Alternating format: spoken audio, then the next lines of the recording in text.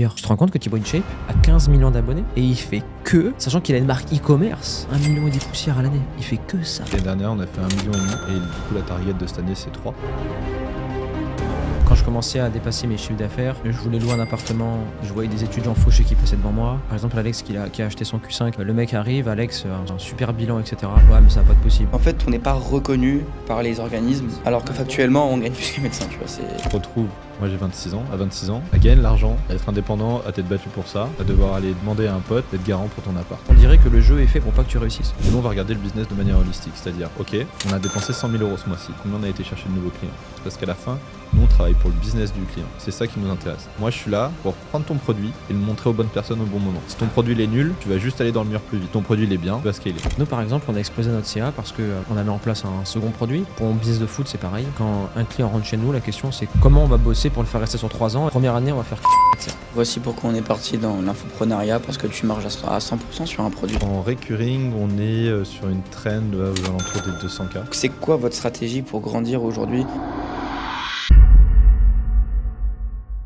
Salut Alex, salut Ben. Salut. Aujourd'hui, on va parler un peu de tout. On va parler de publicité, on va parler d'un de tes plus gros clients, Ismaël, alias le Raptor. Tout à fait. Comment il a fait ses lancements, comment il s'organise, parce qu'ici on est sur une chaîne où on parle au coach sportif et Ismaël est un coach. Et Alex et Ben, vous pourrez aussi parler du modèle d'agence que tu utilises, comment scaler en publicité quand tu vends des petits programmes, et nous on parlera aussi de comment nous on vend des gros programmes, et voir la différence entre du e-commerce aussi, vu que c'est ton job de fond, Ben, et l'infoprenariat, la vente de programmes. Donc, je te laisse te présenter. Impeccable. Donc, je m'appelle Ben, je suis cofondateur de l'agence Ben & Vic. On a créé notre agence il y a 4 ans. Au début, on était un petit peu perdu sur ce qu'on voulait faire et où est-ce qu'on voulait aller. Donc, on s'est beaucoup cherché au début. Et finalement, en fait, on est revenu à quelque chose de simple et qu'on savait déjà faire, qui était du coup la gestion média, l'ADS, ce genre de choses. Donc, on est revenu à ça, on s'est concentré là-dessus et on a essayer un petit peu de faire notre place sur le marché. Et donc maintenant, ça fait 4 ans. On a un acteur qui commence à être sérieux et reconnu sur le marché. Et comme tu disais à juste titre, on est plus orienté vers des e-commerçants que vers des infopreneurs. Mais on n'est pas fermé à ce genre de clients. C'est des stratégies qui sont différentes. Tu as oublié de dire qu'avant, tu avais fait du e-commerce à ton compte avec Victor, et c'est comme ça que vous avez pu ouais, exactement. progresser On a en fait mis l'histoire au tout début, c'est que quand j'ai eu 17 ans, j'ai commencé en fait un peu à poncer le sujet.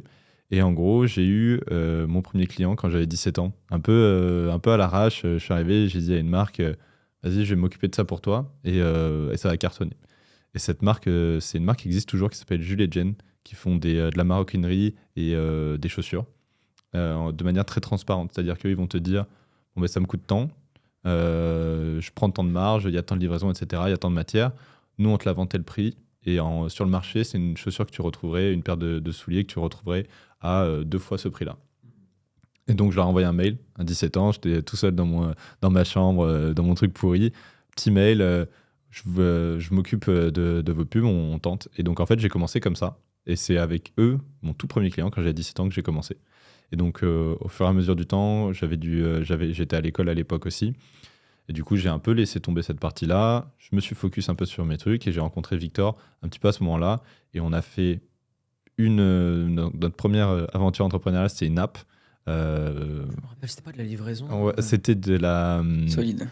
C'était une app un peu de communication pour les bars-restaurants. En fait, tu avais des offres dans les bars-restos, etc. Et en fait, on était associé avec une 3e personne avec qui ça s'est pas bien passé. Donc, c'est pour ça qu'on a arrêté de faire cette boîte-là. Mais on va dire que concrètement, sur le papier, au niveau du business, c'est un truc qui fonctionnait hyper bien. Et on était en train de le scaler. Et donc, c'était hyper cool.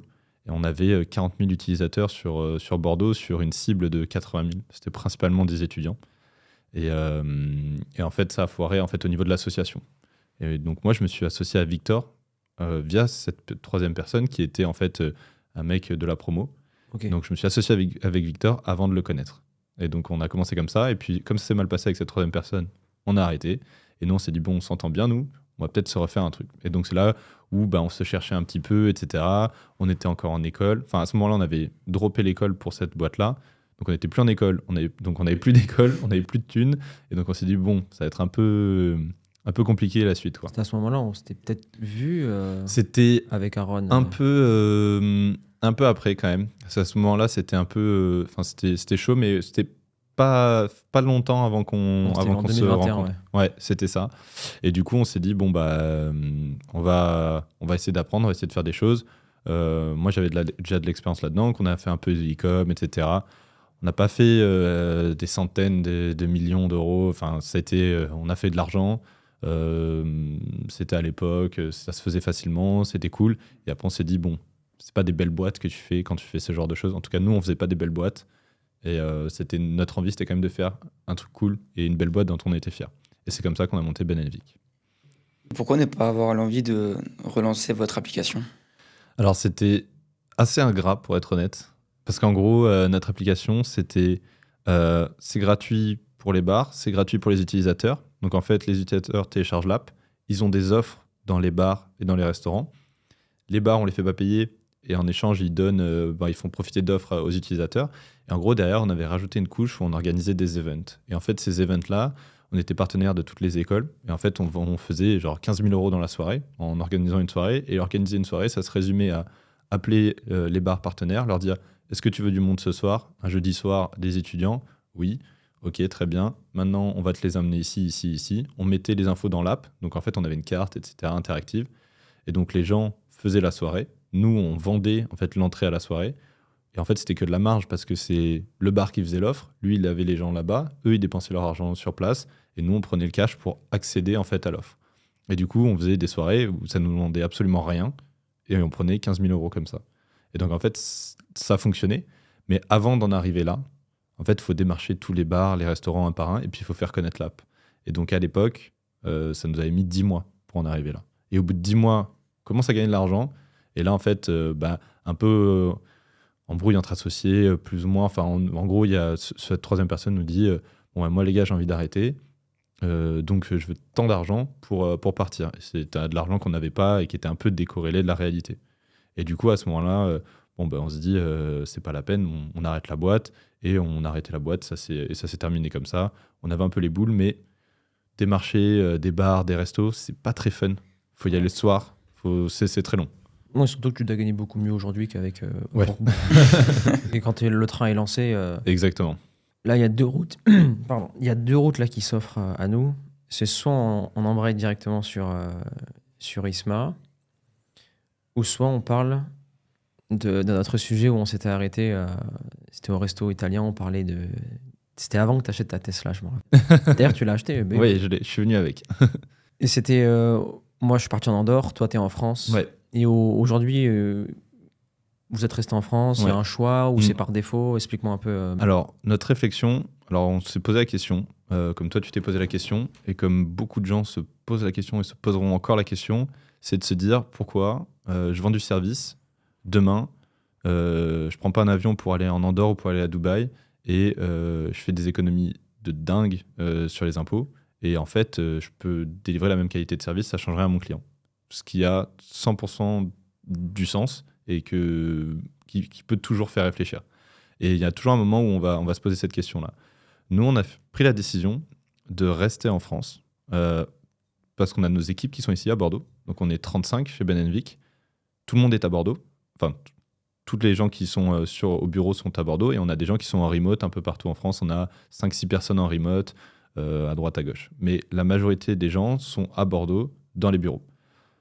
Pourquoi on a décidé de faire ce choix-là et pas de se dire vous passez tous en TT, j'économise mes bureaux tous les mois et en plus en freelance et on y va quoi. Exactement. Donc il y en a qui le font. Une agence qui est très connue qui le fait, c'est Email Club qui fait ça d'ailleurs très bien. C'est de Thomas. Ouais, Thomas. Tout à fait. Tu sais que Thomas, je l'ai connu en Andorre. C'est lui qui m'a aidé à m'expatrier en Andorre. Exactement. Et là, Thomas Giraud. Non, c'est Thomas. Il s'appelle Petgay. Ouais, exactement. Et je me rappelle, j'ai fait le nouvel an. Enfin, j'ai fait. J'ai pas trop de contexte par rapport à ça. Non, mais c'était. En gros, si tu préfères, moi, j'avais fait le tour des pays pour m'expatrier. Ouais. Et Thomas, je le vois que c'est le pote d'un autre Thomas de Dieu, un pote à moi. Et je me dis, oh, il habite en Andorre, je peux te poser des questions. On a pris un call. Il m'a recommandé Marc pour m'expat. Et je me suis expat. Et là-bas, on se voyait ensemble. Et lui, solide ce qu'il fait. Ouais, bah, tu vois, typiquement, lui, il a fait ce choix-là. Et je veux dire, aujourd'hui, c'est quelque chose qui fonctionne. Il est à Dubaï, il a des gens qui sont en freelance, d'autres qui sont sur place à Dubaï. Enfin, je connais pas les détails de sa boîte, mais je veux dire, ça fonctionne. La boîte, elle a bien grossi, il a des belles marques, etc. Mais du coup, tu peux te poser la question à juste titre de ça. Nous, on a pris cette décision-là parce qu'on s'est dit, en gros, dans une agence, ce qui tue une agence, ça va être le turnover de tes équipes. En gros, le client, il crée une relation avec son account manager. Si l'account manager il part, en fait, tu vas créer de la friction. Et en fait, c'est cette friction-là qui fait que tu as du churn. Donc, Et contractuellement parlant, par exemple, moi je sais que quand je fais rentrer un closer qui fonctionne bien, je peux mettre en place un contrat, tu vois, sur une durée précise, etc. Et aussi d'autres contrats de non-sollicitation, enfin de non-concurrence. Ouais. Vous avez pensé, enfin, vous n'avez pas pensé à ça vu que vous n'avez pas En fait, choisi l'option freelance. tu peux le faire. Ils sont salariés? Ils sont salariés, ils sont tous salariés. Ok. 100% des gens qui sont chez nous sont salariés. Sont quasi tous en CDI. On doit avoir 4-5 alternants. Mais sinon, là, ils sont tous en CDI et ils sont tous salariés. Alors, tu peux faire effectivement ça. Ça, c'est la théorie. Dans la réalité, demain, ton client se barre, ton account manager part de la boîte, ton client, 3 mois après, il part. Tu vas absolument jamais savoir qu'ils bossent ensemble. Tu pourras rien y faire. Et ça arrive, et c'est des choses qui se passent. Alors, il y a ça, mais il y a aussi le fait que le client, il est saoulé, tu vois, parce que ça fait 1 an qu'il bossait avec un mec. La personne, elle connaissait extrêmement bien son business. Et là, tu lui donnes une autre personne qui peut être très forte, mais à qui va devoir apprendre toutes les choses. Et ça peut être... En fait, tu lui donnes une opportunité de dire, OK, quitte à recommencer à apprendre quelque chose, à faire apprendre mon business à un account manager, est-ce que je ne changerais pas d'agence en passant, essayer d'aller voir un petit peu, j'ai vu que telle agence avait un peu la hype, ça avait l'air cool, etc. Et c'est souvent comme ça que ça se passe. Le fait d'être en freelance, t'as peur qu'il y ait trop de volatilité, alors que quand il est salarié, il est plus... Ouais, nous, alors en fait, moi j'ai une vision très spécifique de la boîte. Moi j'ai envie de mettre bien mes salariés. On fait tout pour qu'ils... Enfin, moi, mon taf, dans les grandes lignes dans la boîte, c'est m'assurer que la qualité de service est bonne et que les account managers restent dans la boîte. Donc, on a mis tout un travail en place qui est assez énorme pour suivre s'ils se sentent bien dans la boîte, où est-ce qu'ils en sont. On les paye au-dessus du marché, tous. En fait, ils n'ont aucune raison. En fait, il faut qu'ils se lèvent le matin, qu'ils soient contents de venir au bureau et qu'ils aient aucune raison de se dire est-ce que j'ai envie d'aller travailler ailleurs ou quoi que ce soit. Pour eux, ça ne doit pas être un sujet. Le jour où c'est un sujet pour eux, c'est que soit on les a pas fait monter en compétences assez vite, on les a pas assez challengés, on les paye pas assez bien, ils ont pas assez de perks. Donc est-ce que on organise des soirées qui sont sympas, est-ce que les collègues sont sympas, est-ce que l'ambiance au bureau est cool, est-ce qu'ils ont le matos qu'ils ont besoin, est-ce qu'ils ont les outils qu'ils ont besoin, est-ce qu'ils ont la possibilité d'être force de proposition, est-ce que si on vient te voir en disant ouais j'ai vu ça serait pas mal, tu dis pas ouais c'est bon tais-toi, laisse-moi faire mon truc, c'est comme ça qu'on avance. Donc là l'idée c'est vraiment de garder ces gens-là. Et ça, c'est mon taf à temps plein de me dire est-ce que je fais tout ce qu'il faut pour qu'ils restent et que jamais ils partent de la boîte. Moi, à partir de ce moment-là, si j'ai une bonne qualité de service et que personne ne part de la boîte, l'agence, elle scale toute seule. Ça roule tout seul, en fait. C'est là où il y a la clé. Mais c'est ça au détriment de ton scaling personnel. C'est-à-dire, aujourd'hui, ça coûte très cher de rester en France. Ouais, carrément. Et du coup, donc pour reboucler sur ce sujet-là, effectivement, on s'est dit qu'en étant en physique, c'était quand même beaucoup plus simple, cette gestion-là. On n'est pas des gens du remote à la base. En fait, on est des gens qui sont assez... qui ont besoin de cette connexion un petit peu avec les gens. Ouais, ce que tu appelles remote, pour ceux qui regardent le podcast, c'est gérer à distance des freelances, etc. Exactement, c'est ça. On n'a pas l'habitude de ça. On n'a pas une bonne culture de ces choses-là. On n'est pas les meilleurs là-dedans. On essaye évidemment de s'améliorer dessus, mais on vient pas vraiment de là. Et du coup, c'est un petit peu... c'est pas quelque chose d'inné et de simple pour nous.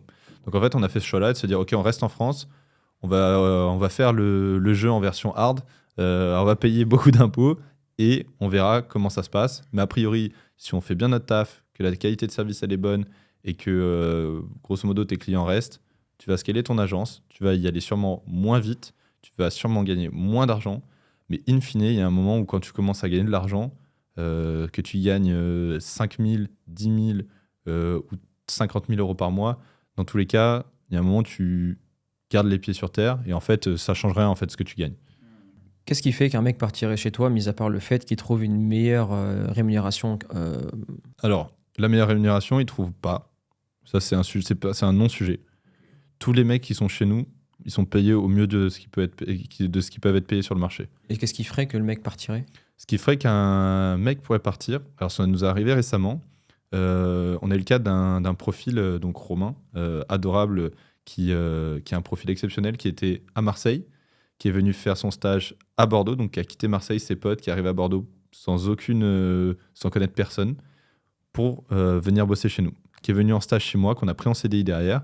Et en fait, c'était un profil hyper orienté entrepreneuriat. Il avait monté plusieurs boîtes avant, pendant ses études. Et en gros, au bout d'un an et demi en fait, de taf chez nous, on a senti qu'en fait, il avait d'autres envies. Il avait envie de faire d'autres choses. Et donc, il nous a dit, en fait, j'aime bien le taf. J'adore l'équipe, je m'entends super bien, je suis bien payé. Mais dans les grandes lignes, j'ai envie de faire autre chose maintenant. Et donc ça, c'est quelque chose sur lequel tu as très peu de levier. En fait, les entrepreneurs, c'est presque les pires employés, en fait. Parce que c'est génial, ils ont des super idées, ils vont être hyper motivés, etc. Mais il y a un jour, il y a un truc dans leur tête qui va se déclencher et le mec, il va dire, en fait, j'ai envie de faire ça. Et Chez tu nous, pourras c'est rien faire l'inverse. pour. Ah ouais? Ouais, chez nous, on veut que des entrepreneurs, intrapreneurs, parce que toutes les équipes qu'on a, s'ils veulent créer leur boîte, nous, on les pousse à justement, par exemple, chacun d'entre eux sont capables et ont aujourd'hui quelque chose d'à côté. Vu que quand ils travaillent chez nous, c'est 5-6 heures par jour et à côté, ils peuvent créer, par exemple, notre account manager, Will, Will, ouais. à côté, il aide les hommes à perdre du poids, c'est lui qui prend ses appels de vente et en même temps, chez nous, il coach entre 4 et 5 heures par jour où il prend chacun de nos clients en one-one, tu vois. Ouais. On a ça, On Sarah. demande pas forcément un salarié, mais quelqu'un qui est entrepreneur, qui a la casquette de j'ai déjà quelque chose à côté avec lequel je suis à l'aise et je viens avec vous pour compléter l'équipe, quoi. C'est des gens qui ont. En fait, ces profils-là, ils ont des engagements qui sont très très forts. Et en fait, c'est juste qu'un jour, des fois, ça switch comme ça, tu vois. Quand on a des tafs qui sont à temps plein, tu vois, nous, on est sur des 39 heures. En fait, sur un 39 heures par semaine, évidemment, tu as des périodes où tu as des heures sub, des choses comme ça. Et puis, tu vois, au final, tu n'as pas énormément de temps pour faire d'autres choses. C'est clair qu'il y a des difficultés pour ces gens-là. S'ils ont envie de pousser un truc, de changer de vie, effectivement, c'est un peu compliqué. Mais donc, ça, c'est une des raisons pour lesquelles ils partent. Une autre des raisons, ça ne nous est pas encore arrivé aujourd'hui et on essaye d'être hyper bon là-dessus, c'est la montée en compétences. En fait, quand tu as des bons profils, là où ils vont partir, c'est la montée en compétences. Tu les as pas fait évoluer. Et ça, c'est le pire truc qui Ça, on peut le t'arriver. remarque même chez nous, hein, dès qu'on rentre, dès qu'un membre rentre dans l'équipe, c'est accès à formation personnelle, mastermind. On a aussi des accompagnements où à chaque fois on forme nos équipes à devenir meilleures. Et donc finalement, vu qu'ils ont accès à un environnement où ils grandissent en tant que personne, que ce soit pour leur business ou avec nous, ils sont pas envie de partir. Vu qu'on les fait grandir. Compétences et évolution dans la boîte. Et même, C'est-à-dire, Ouais. on fait un séminaire et par exemple, il y a un de nos closers, là je suis en train de travailler avec lui. En ce moment, je lui fais écouter ses propres appels de vente pour qu'il soit vraiment très bon parce que je veux le préparer à devenir sales manager. Comme ça, il pourra écouter, débriefer les appels des autres closers et lui, il va prendre un poste plus haut. Mais ok. Et avant de transiter sur le Raptor et comment voilà, tu gères les publicités, quel est l'élément qui peut te pousser autre ça à partir de la France? Parce qu'aujourd'hui, tu payes beaucoup d'impôts. Mais est-ce qu'en retour, tu as ce que tu veux en France? Comment tu vas évoluer Bordeaux, etc. Parce que tu sais que moi, à chaque fois que je reviens sur Bordeaux, le contraste, moi, me met la boule au ventre. Je te le dis clairement. Hein. moi, je vais te poser une question, Ben. Je pense qu'on est un peu pareil. J'ai mon côté business et j'ai aussi ce besoin, vu que je suis dans un bureau tout le temps, de sortir manger au restaurant le soir, Tu peux de le faire voir en Andorre. des amis. Tu peux le faire en Andorre. Mais Bordeaux, moi, j'y suis attaché, personnellement. Et c'est vrai que je vois que maintenant que ta boîte, elle est posée, tu bouges quand même pas mal. Donc, est-ce que aussi c'est le fait que tu sois attaché à ta ville que tu partes pas de France? Alors moi, si ça n'avait tenu qu'à moi et que j'avais pas mes bureaux et tous les gens ici, en fait, je pense que j'aurais bougé. J'aurais bougé, pas. Je suis un peu loin, ouais. Hop, tac. J'aurais bougé. Alors probablement pas en Andorre ou pas à Dubaï. Peut-être à Dubaï, mais en fait moi, ce qui m'attire, ça va être les grandes villes. Aller à Londres, aller à New York, aller à Hong Kong, des villes comme ça où il se passe des trucs de fou. Ça m'attire beaucoup. Aujourd'hui, en fait, le fait d'avoir toute mon équipe j'ai besoin d'être là en fait pour eux, qui sentent que eux, quand ils sont là au taf, je suis là aussi avec eux. Quand il y a un problème, je suis là pour les aider. Je suis là pour leur raconter des conneries, pour les faire rigoler. Je suis là aussi pour aller boire un coup avec eux. Enfin, voilà, j'ai ce côté un peu social qui est assez important dans la boîte et qui permet aussi de garder les gens. Parce que l'air de rien, quand tu travailles dans une ambiance pas terrible, t'as pas envie de rester dans une boîte tout simplement, même si tu adores le taf que tu fais et que tu es bien payé. Donc l'idée pour moi, c'est de cultiver ça. Mais on s'est posé la question à un moment de dire, ok, est-ce qu'on bouge pas? Là, aujourd'hui, on a pris un appartement sur Paris avec la boîte. On va de plus en plus à Paris. On envoie tous les account managers à Paris. Donc, on a pris un grand appart avec plusieurs chambres pour qu'ils aillent là-bas. Et tu vois, on va de plus en plus à Paris. On fait de plus en plus des allers-retours. Et on essaye d'aller un peu dans ce truc des grandes villes. Pour nous, aller dans des grandes villes, d'un point de vue de business, c'est énorme. C'est énorme. Effectivement, côté imposition, tout ça, en fait, il y a un sujet, c'est que au final, l'argent, c'est cool, tu fais des économies, etc. Je trouve qu'on paye beaucoup d'impôts en France, hein, c'est pas un sujet, je pense. Mais en fait, aujourd'hui, avec ce que je gagne, j'ai pas des besoins de dingue. J'ai un appart qui est cool, j'ai une bagnole qui me va très bien. Quand j'ai envie de me faire un craquage, je peux. C'est pas un problème pour moi.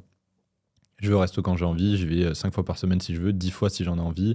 Je fais ce que je veux. Putain, les gars, Et je je viens suis de pas remarquer bloqué. qu'en fait, moi, je suis archi politisé sur la France, quoi, Ouais. par rapport à vous. Moi, en fait, c'est non négociable. Ouais. C'est-à-dire que je suis expatrié et tous les problèmes que tu m'as dit dans ma tête, là, j'ai listé des solutions Ouais. et j'ai adapté ma vie par rapport à ça parce que c'est non négociable pour moi. Je ne peux pas rester ici. Ouais.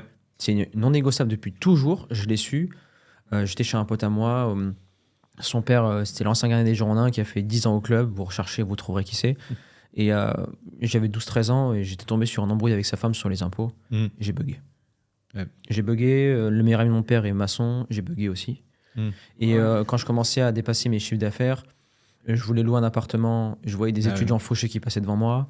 Dès que je voulais faire un truc, par exemple Alex qui a acheté son Q5, le mec arrive, Alex, un super bilan, etc. Ouais, mais ça va pas être possible. Ok, on le prend cash. Ça me casse les couilles, mais t'es obligé de le prendre cash parce qu'on pouvait pas faire un financement. Mais justement, c'est ça qui est un peu Tout chiant, est c'est que difficile. Tout est difficile, quoi. on se fait pas percevoir comme des Ah, mais non, mais. comme des personnes. En fait, on n'est pas reconnu par les organismes. Le médecin est hyper bien reconnu. Alors à la banque, qu'actuellement, lui, on gagne plus que médecin, tu vois.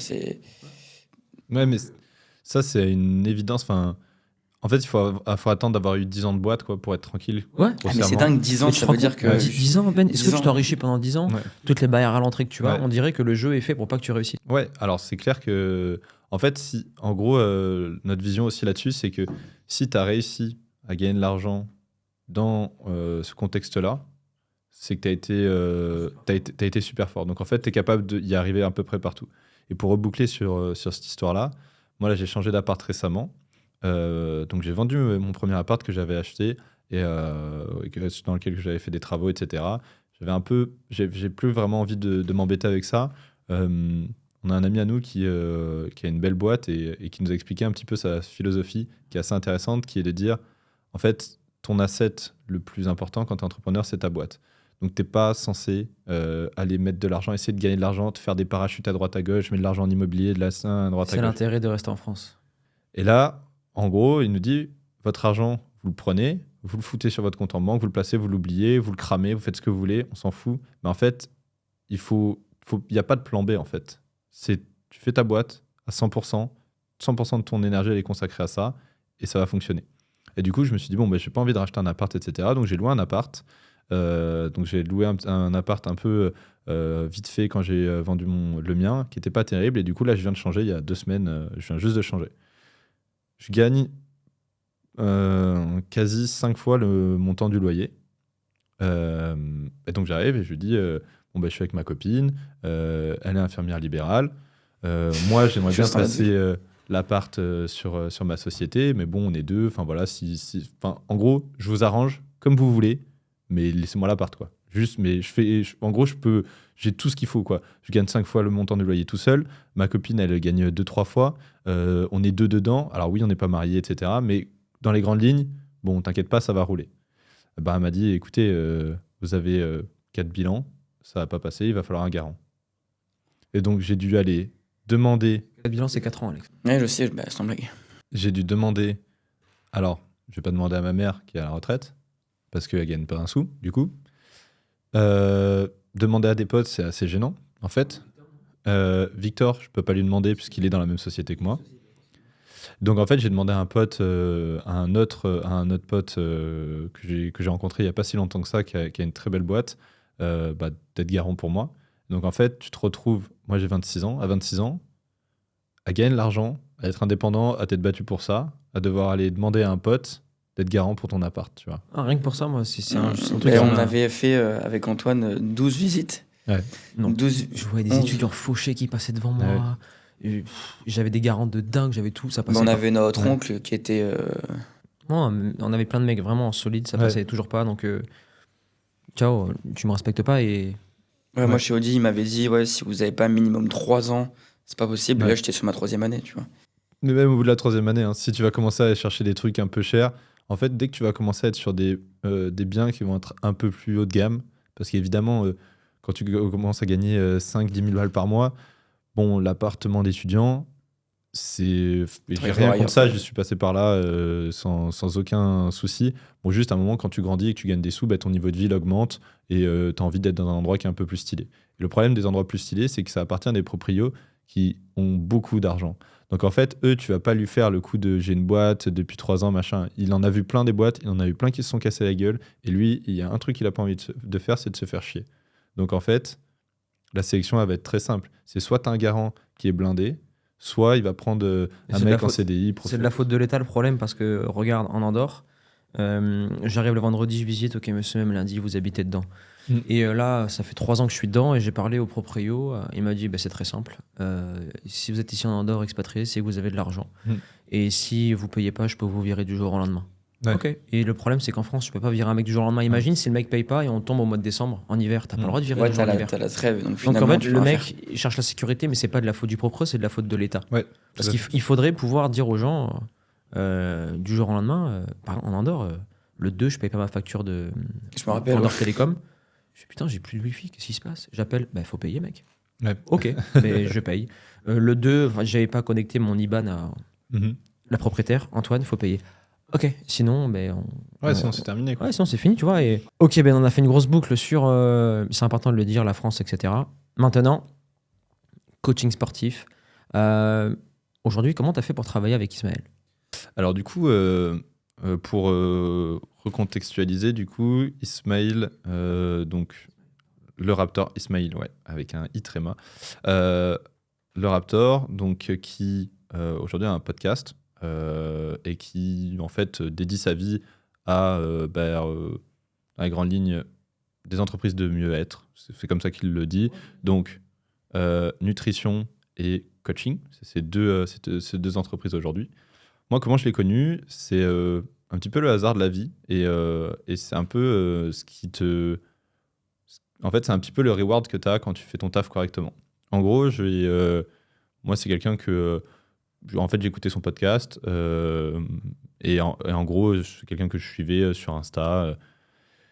Et en fait, on a un client qui s'appelle Fleuron et avec qui on travaille, donc Thierry, qui est un mec adorable. Et qui, lui, en fait, connaissait donc Betty, la femme d'Ismaël.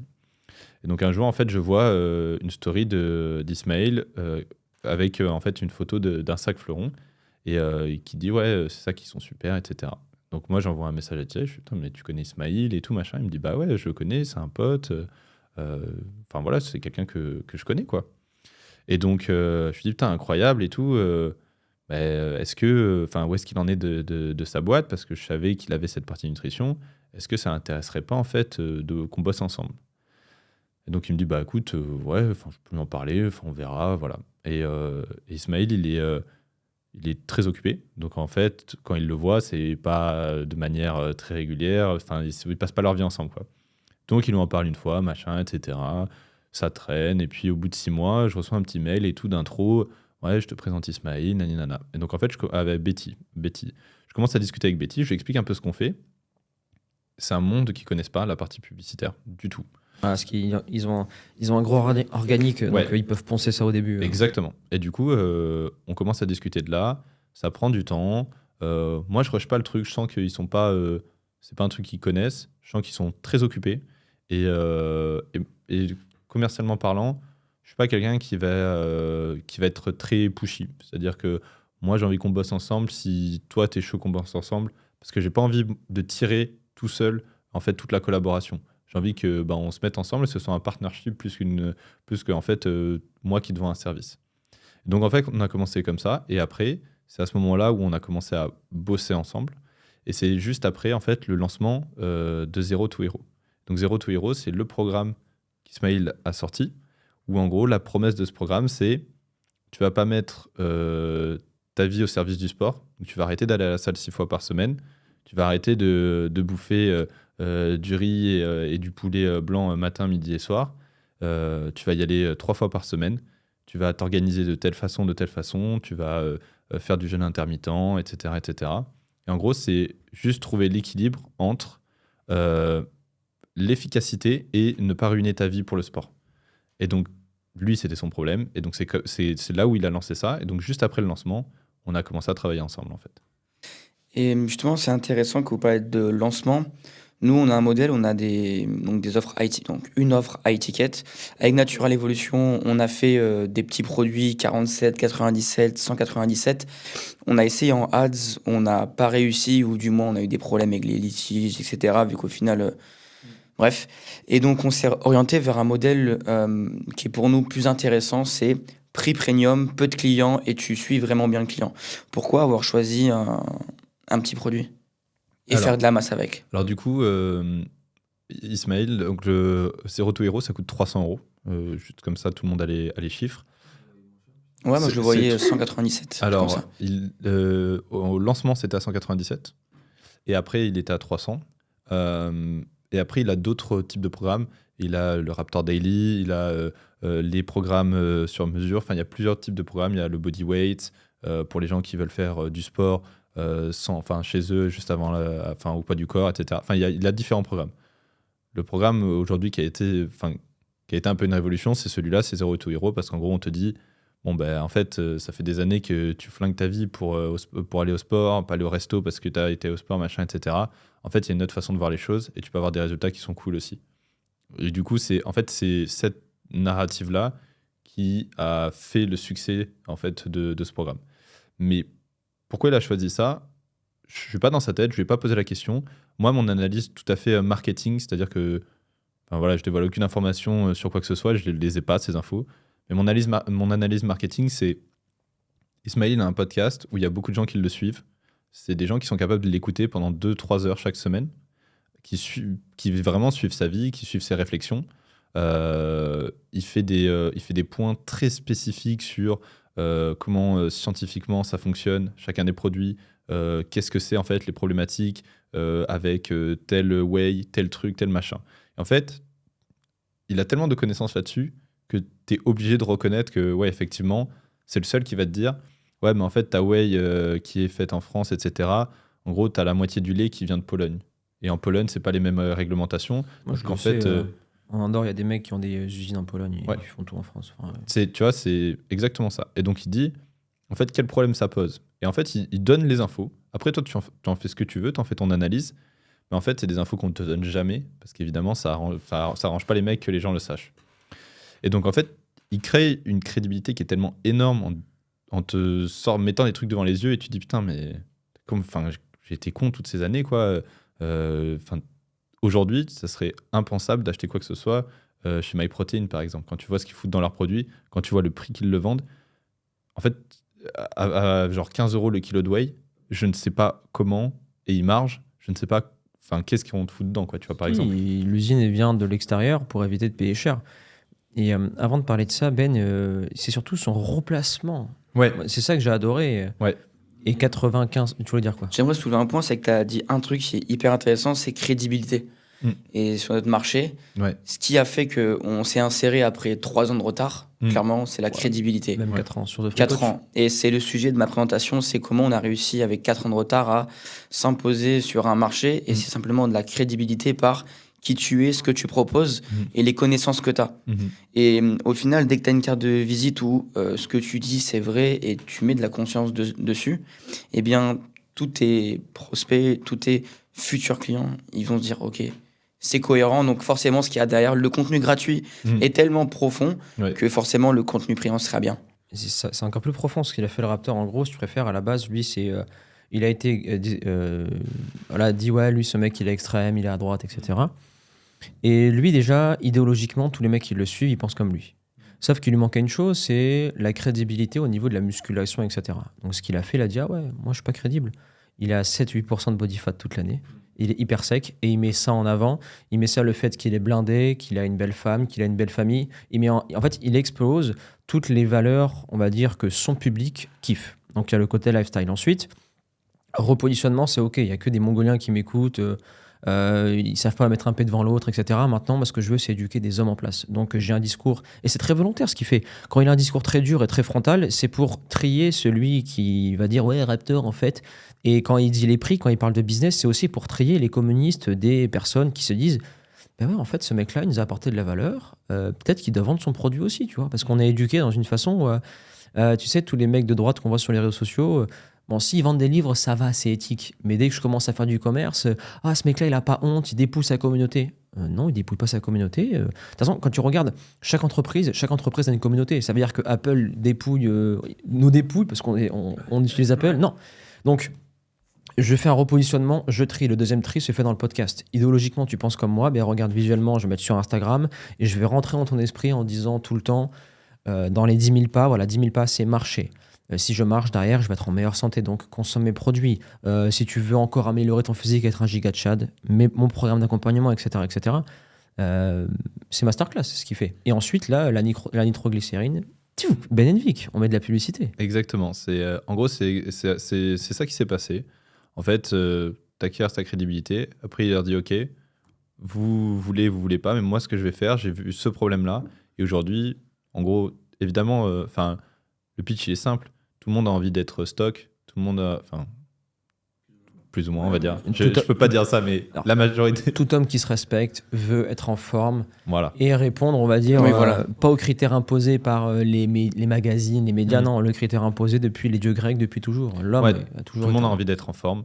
Et donc, et pas de flinguer sa vie non plus. Et donc, en fait, lui, il arrive en te disant, écoute, tu vas aller à la salle que 2 ou 3 fois par semaine et tu vas pouvoir continuer à vivre et tout va bien se passer, tu vas être sec et tu vas être stock.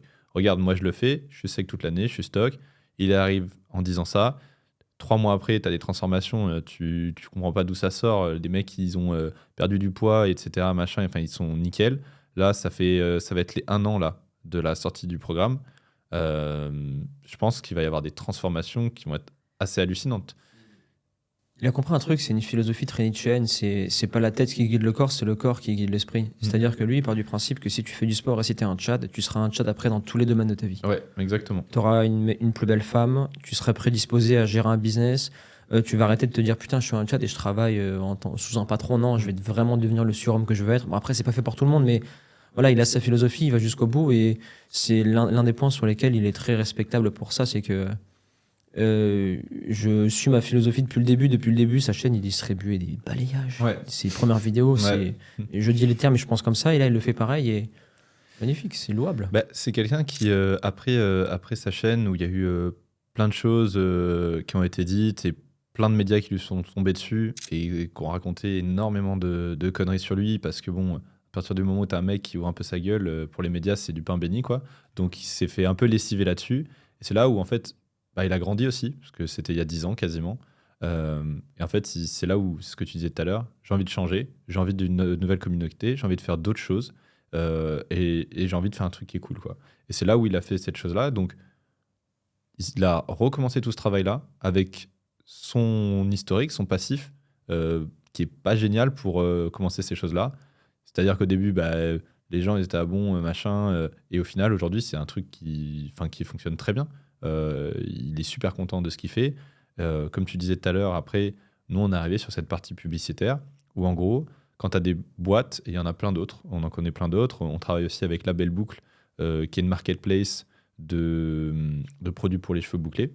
Ils ont une grosse communauté en fait, qui a été acquérie via de l'influence, un petit peu comme Ismail.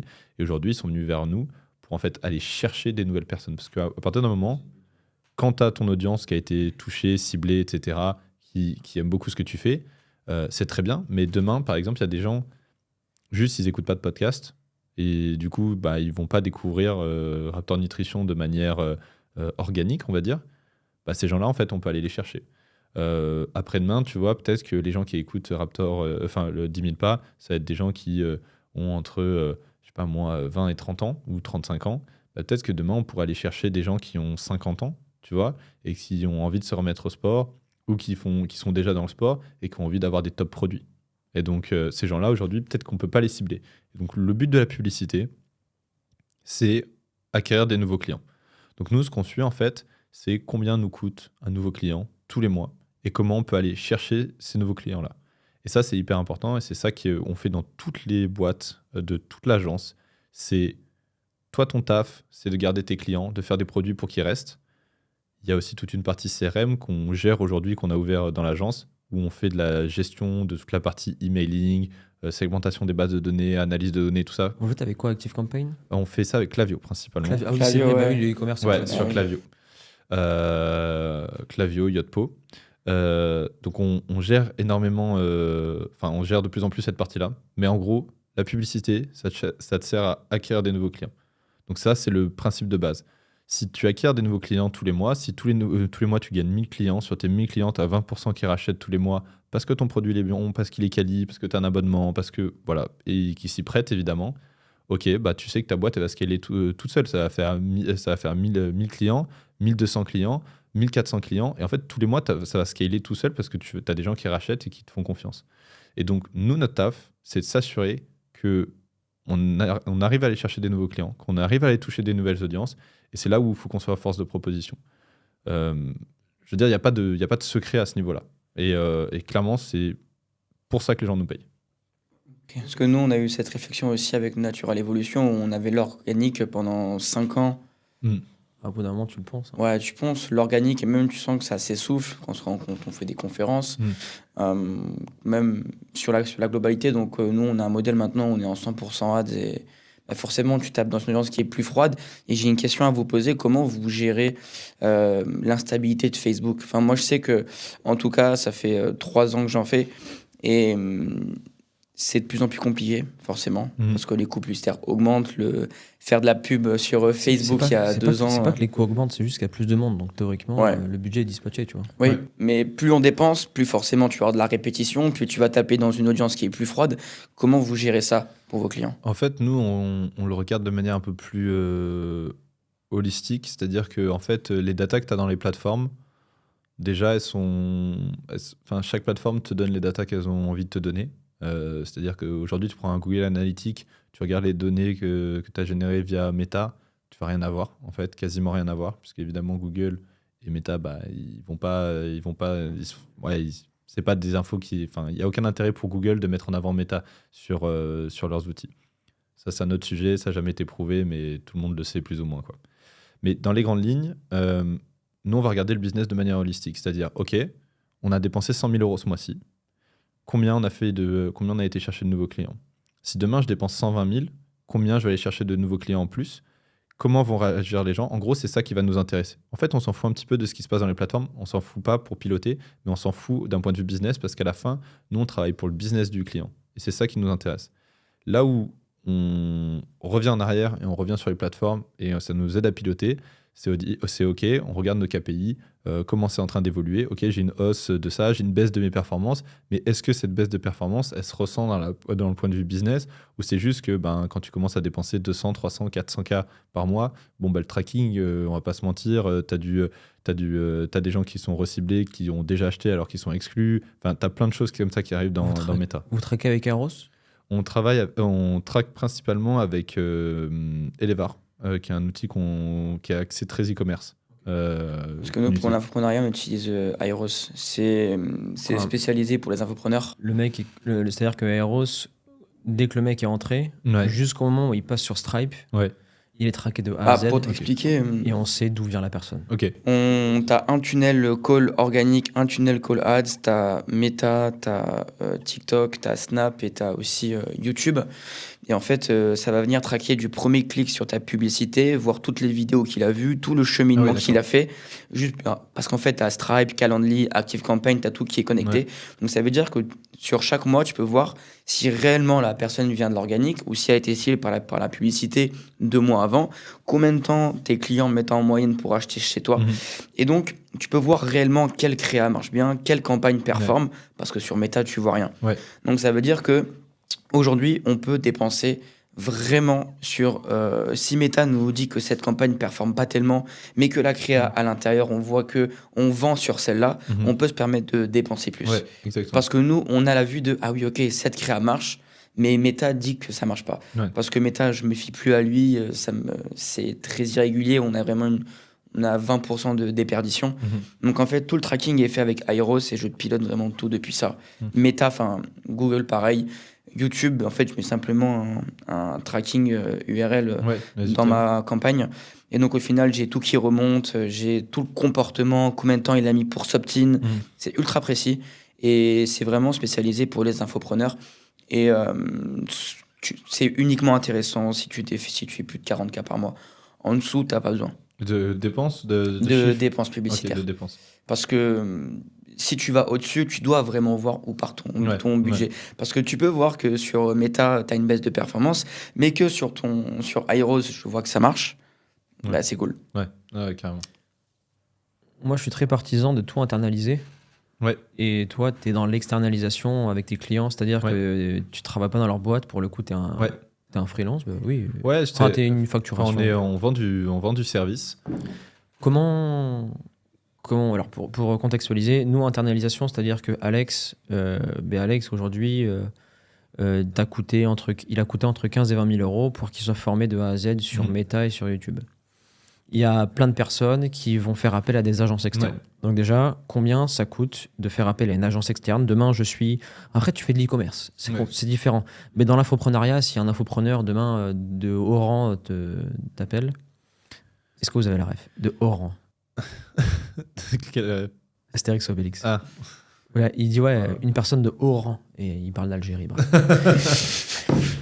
J'ai des relations, des gens très haut placés, qui peuvent vous faire des très graves ennuis, des gens de haut rang. Combien tu coûtes? En gros, nous, peu importe ce que tu fais, en fait, notre pricing, il n'est pas indexé là-dessus. En gros, on a plusieurs offres chez nous, mais pour te répondre un peu facilement et pour donner des chiffres, en gros, on ne peut pas bosser ensemble si tu ne me donnes pas au moins 2400 euros par mois. Ça, c'est le minimum du minimum. Tu as ton account manager, tu as tes calls, tu as tout dedans. On ne fait pas des trucs pas chers où on enlève des services et machin. Si tu bosses avec nous, c'est pour faire un truc vraiment stylé. C'est pas pour faire le même chiffre que l'année dernière et pour développer la boîte. Nous, on va te coûter ça au minimum. Après, tu prends sur le spend aussi et sur le CA? Après, on prend pas sur le chiffre d'affaires, on prend sur l'investissement publicitaire. C'est-à-dire C'est ça que je comprends pas. Ça, faut m'expliquer. Parce Alors que ça, je vais jamais, t'expliquer. j'ai Parce jamais que- compris. Je vais t'expliquer. Attends, termine. Je te dirai après. En gros, pourquoi on prend sur le chiffre d'affaires et pas sur le CA? Pourquoi on prend sur le chiffre d'affaires et pas sur le CA? C'est la- Pas sur le bénéf. Ouais, en fait, nous, on prend sur l'investissement publicitaire et pas sur le CA, ni le bénéfice, ni dépense, rien. En ok. fait, nous, on prend sur ce qu'on va dépenser. En gros, si je prenais sur le chiffre d'affaires, c'est comme si en fait, je prends ton risque. C'est-à-dire que je travaille bien, je fais le taf correctement, ton produit, il est nul. Bah, en fait, je vais pas gagner d'argent à cause de toi. Alors que moi, mon taf, il est fait correctement. Donc, en fait, c'est un risque que tu peux pas te permettre de prendre. Il y a un moment, c'est ta boîte, c'est ton risque. Moi, je suis là pour prendre ton produit et le montrer aux bonnes personnes au bon moment. Si ton produit il est nul, tu vas juste aller dans le mur plus vite. Si ton produit il est bien, tu vas scaler. Dans les grandes lignes, c'est un petit peu ça l'idée. Donc, en fait, moi, mon taf, il est là, mais toi, ce que tu vends, ce que tu fais, quoi que ce soit, c'est pas moi qui le décide. Donc, en fait, je peux pas porter ce risque-là. Si je prends en fait de l'argent sur le chiffre d'affaires, il y a des agences qui le font, mais dans les grandes lignes, tu vas avoir assez peu d'agences sérieuses et grosses qui vont le faire. C'est rare. En tout cas, j'en connais pas. Sur le spend, c'est intéressant pour vous. Ouais. Et le mec, tu vois, faut que lui, il trouve. En général, quand tu donnes un pourcentage, tu le donnes sur ton bénéfice, c'est-à-dire que la publicité, elle fonctionne bien parce que les deux véhicules sont bons. Ton véhicule que tu proposes est bon et les closers et l'équipe de vente suivent derrière, tu vois. Donc après, je pense que... On est sur un modèle où vous faites plus du e-commerce par rapport à ça. Il n'y a pas... Il y a pas beaucoup d'humains, j'ai l'impression, c'est vrai que c'est du dans la e-commerce, chaîne. Nuancé, c'est vrai. Et nous, forcément, on a été en contact avec des agences, mais vraiment spécialisées pour l'infoprenariat. Et eux prenaient vraiment sur le chiffre d'affaires. Et pas vraiment sur le spend, parce que finalement, les stratégies sont les mêmes pour tout le monde. Et dès le début, ils savent si le produit va être bon ou pas. Et est-ce que vous avez une partie offre pour l'infoprenariat? Pour tout. Ça veut dire que vous prenez sur le spend, mais est-ce que vous faites aussi un travail en amont sur, OK, plutôt que d'envoyer des ads, parce qu'en fait, on sait très bien que c'est le produit qui va faire que les ads performent, et t'auras beau mettre des bonnes ads, si le produit est mauvais, ça ne marchera pas. Alors non, on fait pas ça. Pour la simple et bonne raison que nous, on n'est jamais la première agence en fait, d'un client. Il y a toujours des agences qui sont passées avant, et nous, les boîtes qui viennent nous voir, en gros, elles font déjà au moins 1 million d'euros. Au moins. Donc en fait, le produit il est déjà validé dans les grandes lignes. Ce qui n'est pas beaucoup en e-commerce parce que tu divises par 4 à peu près le CA. Tu fais quoi? Tu fais 30% de marge? En marge. Ouais. T'es gentil avec du ads. S'il est en France, il est quasiment zéro. Ouais, ils font plutôt 15. Enfin, ça dépend des boîtes. 15% de marge. Ça fait 150 000 euros de bénéfice. Ouais. Après en dessous d'1 million, tu fais rien. Après impôt et tout, tu te fais découper. Hein. Ah oui, tout à fait. Non, aujourd'hui en e-commerce, si t'es deux, je veux dire, t'as toi et un mec qui t'aide. Si tu fais moins d'1 million, tu vis pas de ouf, quoi. C'est pour ça qu'ils sont dans l'obligation et on comprend toutes les personnes expatriées à Dubaï, etc. Parce qu'en France, si tu alignes la TVA plus ci, plus ça, etc., à la fin, en fait, gagnons 2 000 euros par mois, on est bien. Et j'ai une question par rapport à ça. Je ne sais pas si c'est indiscret, mais comment tu scales en e-commerce avec Facebook Ads? Alors, comment on scale? En gros, il y a plusieurs principes de base qu'il faut avoir pour scaler. C'est-à-dire que si tu n'as pas validé ces choses-là, en amont, en gros, ça sert à rien d'investir plus, ça va pas fonctionner, quoi. Enfin, il y a un moment où ça va se casser la gueule. Et en plus, souvent, tu as un peu la problématique de dire j'augmente, ah, ça se casse un peu la gueule, non, mais ça va passer, et puis tu continues, tu augmentes un peu, et en fait, tu te prends je ne sais pas combien de pertes, et donc, en fait, tout ton travail a servi à rien, et tu as juste perdu du temps. Du coup, quels sont un peu les fondamentaux pour réussir, en fait, à scaler?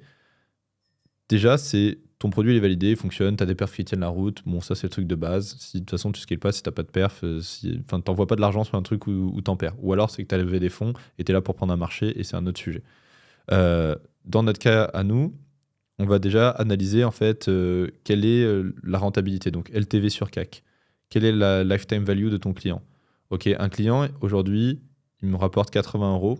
Au bout de 12 mois, combien il m'a rapporté d'argent? Ok, c'est à peu près ça que tu veux savoir. Ça te permet de comprendre combien tu es prêt à payer un client.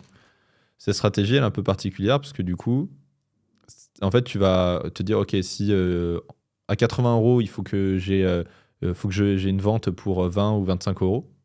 Mais en fait, ça, c'est sur le premier achat. Sauf qu'en fait, les gens vont racheter. Donc, à 3 mois, si de 80, il passe à 100, ça veut dire que tu es capable d'aller payer 35 euros le client plutôt que 25. C'est un sujet qu'on a développé pas mal ces derniers mois. En gros, je sais pas d'où c'est venu, pourquoi on a pensé comme ça. Peut-être avec ce qu'on a vu sur Internet et les entrepreneurs qu'on a côtoyés jusqu'à Angelo, il était vraiment poussé. Les gens pensent acquisition au lieu de rétention. Ouais. Nous, par exemple, on a explosé notre CA parce qu'on a mis en place un second produit. Et maintenant, pour mon business de foot, c'est pareil. Et pour Jeffrey Coaches avec Alex, quand un client rentre chez nous, la question, c'est comment sur 3 ans. Ouais. Comment on va bosser pour le faire rester sur 3 ans? Et c'est comme, tu sais, quand tu réfléchis bien, Apple, ils sont pas. Il y a des sorties de produits chaque année, etc., où ils vont chercher un CA, mais sinon, c'est juste de la rétention, des gens qui rachètent un iPhone parce qu'ils ont adoré, ou un Mac, etc. Et ça m'a permis de faire x4 sur mon CA au foot, tu vois. Avant, j'étais à un bon CA, mais c'était que de l'acquisition. Et je me dis, OK, maintenant, on va plus focus produit, résultat. J'ai pris un account manager qui, lui, gère avec tous les joueurs. On veut 30% de continuité, tu vois, chez les joueurs de foot, et waouh. Mais ça change tout. Ah, mais c'est ça qu'il faut arriver à faire entrer dans la tête des gens. On parle souvent acquisition, marketing. Ouais. Les gens, ils pensent vraiment, ouais, c'est magnifique, mais derrière... mais c'est un avantage qu'on a, parce que sur notre marché, les gens... Nous, on scale par rapport à notre succès client. Ça veut dire que 100% de nos clients qui arrivent vont continuer avec nous. Ouais. 100%. Donc en fait, on s'est posé une question. Si on prend vraiment notre coût par client, donc qui est notre lifetime Ouais. value, Il n'y a pas 100% des clients qui nous ont rejoints qui non, continuent avec nous. non, 100% des clients qui ont eu des résultats avec nous et qui rentraient dans les critères du programme derrière, ils ont continué avec nous. Donc là, la question, c'est quoi? C'est qu'est-ce que font les bons clients qu'on doit instaurer aux mauvais clients et qu'est-ce que font les mauvais clients pour ne pas aller à la prochaine étape? Exactement. C'est ça la problématique qu'on essaie de résoudre. Et au final, on peut se permettre de plus dépenser en acquisition parce qu'on sait que derrière, un client va rester chez nous. Donc au final, on a un avantage où nos concurrents, ils auront beau mettre Ouais. plus que nous, bah, au final, dépenser plus. Nous, en dépensant moins, on a plus de rentabilité. Ouais. Et on sait que nos clients restent. Parce que si on se focalisait uniquement sur de l'acquisition, la taille de ton marché, elle va s'essouffler. Parce que nous, on est 3-4 acteurs et dès qu'on commence à bien dépenser, on va forcément arriver à un plafond. Et donc derrière, on se dit, OK, si on veut aller au-dessus, par exemple, je sais pas, 200, bah, faut qu'on aille chercher dans nos clients plus d'argent, plus de CA. Et c'est tellement plus simple à convertir un client qui est déjà satisfait parce que si tu l'emmènes à l'étape 5, eh bien, il t'a fait confiance. Ouais. Donc derrière, pour aller chercher le 10, c'est logique. Ouais, c'est évident. Enfin, Bah, c'est comme en e-com, je pense que si la personne est satisfaite de son premier achat, Ouais. qu'elle a eu elle a ressenti quelque chose avec, elle va être plus enclin à aller chercher un produit additionnel, à acheter, je sais pas, sur une séquence email. Mais je pense que c'est le travail que vous avez fait avec Ismail, non? L'order bump sur une personne qui rejoint un Zero to Hero, est-ce qu'après il y a un upsell ou il y a quelque chose pour qu'ils prennent un pack de nutrition avec ou Alors, autre? nous, on n'a pas travaillé avec lui là-dessus. Ok. En revanche, lui, il y a effectivement un code un code promo quand tu achètes ce Zero to Hero, que tu le termines, il y a toute une formation, etc. Enfin, une formation, il y a toutes des vidéos, etc., qui t'expliquent comment ça fonctionne et tout. Et à la fin, effectivement, tu as un code promotionnel que tu peux utiliser sur la partie nutrition. C'est pas un code énorme, parce que Ismail a fait le choix de faire des produits méga quali. Et alors, comparé au marché, par exemple, tu prends de la whey, elle est plus chère que le marché. Mhm. Mais en fait, tout est tellement quali que aujourd'hui, il marche probablement moins que tous les acteurs. Tu vois. De toute façon, il a une marque personnelle, donc tout repose sur son image et les gens achètent parce que c'est la whey d'Ismail. Donc, Ouais, et tout le monde achète parce que c'est sa whey. Et en fait, et tout le monde rachète parce que clairement, moi j'en ai consommé plein. Je vais pas citer de marque, mais j'en ai consommé plein auparavant. Et des trucs qui étaient quali, hein. Pas des trucs qui étaient pas quali, des belles marques et tout. Et bon, clairement, tu sens la différence. Tu sens la différence dans tout. En fait, dans la qualité du produit, dans la miscibilité du produit, le goût du produit. En fait, tu comprends en fait pourquoi tu payes ce prix-là. Et du coup, moi, il n'y a rien qui m'oblige à acheter chez lui. Si j'ai pas envie d'acheter chez lui, j'achète pas chez lui. Mais aujourd'hui, j'achète chez lui tous les mois parce que je sais que j'ai un top produit et que je suis pas en train de m'empoisonner. Tu suis le programme. Et je ne suis pas le programme. Je ne suis pas le programme. Mais j'avais fait à l'époque, il y a longtemps, un programme personnalisé. Donc c'était avant Zero to Hero. Je me rappelle, il y a un pote à moi, il l'avait fait aussi. T'as un mec qui vient te faire un programme par rapport à tes besoins, etc. Et tout. Et donc je suis ça. J'ai instauré quelques points qu'il avait, mais plutôt sur la partie lifestyle de Zero to Hero, c'est-à-dire jeûne intermittent, pas manger le Toi aussi, matin, tu le fais etc. Ouais. Je le fais Ouais, tout on le le temps. fait, Lui, Alex, il le fait pas, lui. Si, je le fais. T'as coupé Non, le matin mais je sais que je déjeune jamais, Antoine. Je prends un café Ouais. et je travaille sur mes calls jusqu'à midi. Et après, par contre, midi, je m'envoie un bon. C'est un game changer total. Ouais. hein. Ça me permet de vraiment maintenir un peu Ouais. de forme. Ouais, exactement. Et je bouge pas. Ouais, mais Et du coup, je merci. contrôle mes calories journalières. Bah, en gros, moi, je sais pas si c'est trop le thème, mais je prends 2 minutes. Le matin, je mange pas. Le midi, je m'envoie en gros l'équivalent de 500-600 calories. Dans l'après-midi, je prends un shaker de whey, 100 calories. Et en fait, en gros, je finis la journée. J'ai 1000-1200 calories à cramer en fait. Donc je suis méga bien. Je peux aller au resto, je peux me faire plaisir. Il y a zéro problème, ça passe dans les calories. J'ai mes protes, j'ai mes calories. Et en fait, grâce à ça, je refuse jamais rien et tout. Et je profite. Et en fait, c'est ça qui te fait tenir sur la durée. Si tu commences à toujours t'empêcher de faire des trucs et tout, c'est compliqué. Le mec qui mange 5 fois par jour. C'est Moi, je la le faisais pire, avant. ça. Ouais. Je le Tout faisais le monde avant. l'a fait. Ouais, on a tous fait, hein, surtout que moi j'étais avec lui et quand j'ai commencé la salle, il m'a dit t'inquiète, soldat, il m'a fait un plan, j'en pouvais plus. Je mangeais mangeais trop, des, je pouvais pas.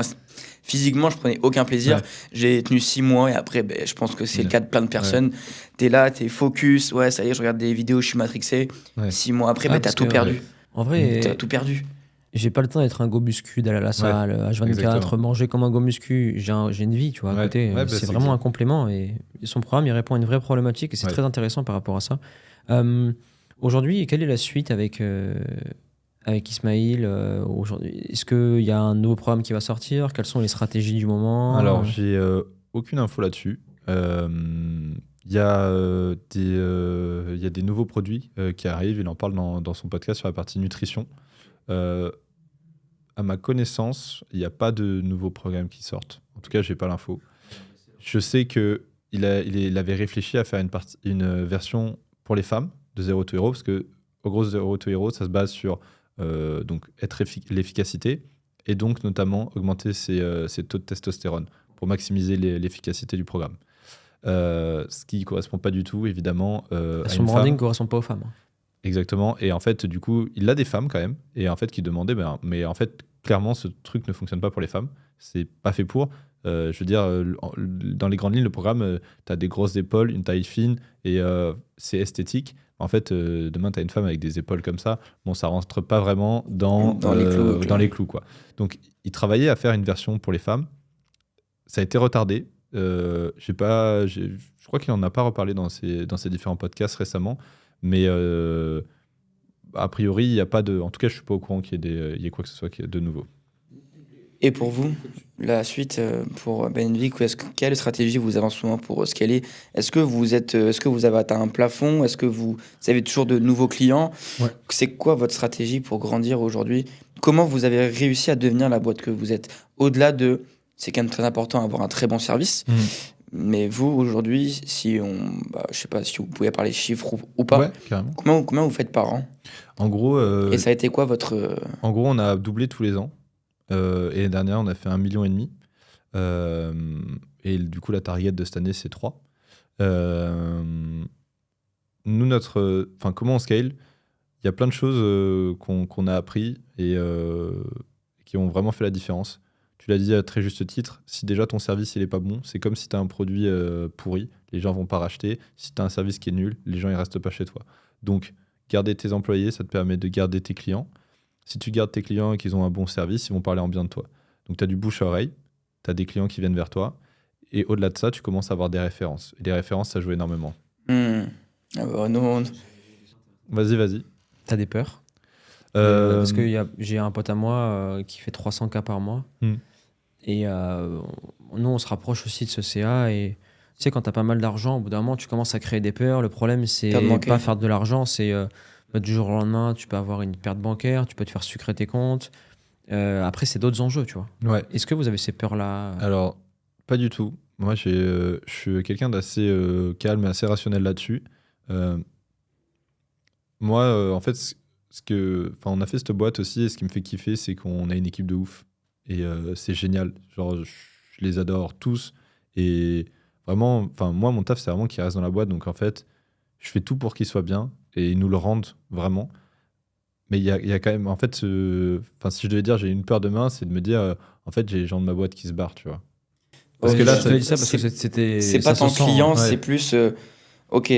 Les clients, c'est La team, c'est la team, c'est la clé. Ouais, bien sûr. En fait, si mes clients se Nous, barrent, on c'est le pas voit, grave parce qu'en fait, je peux en choper des nouveaux. Et tant que j'ai les bonnes personnes qui sont là, c'est bon, il n'y a pas de problème en fait.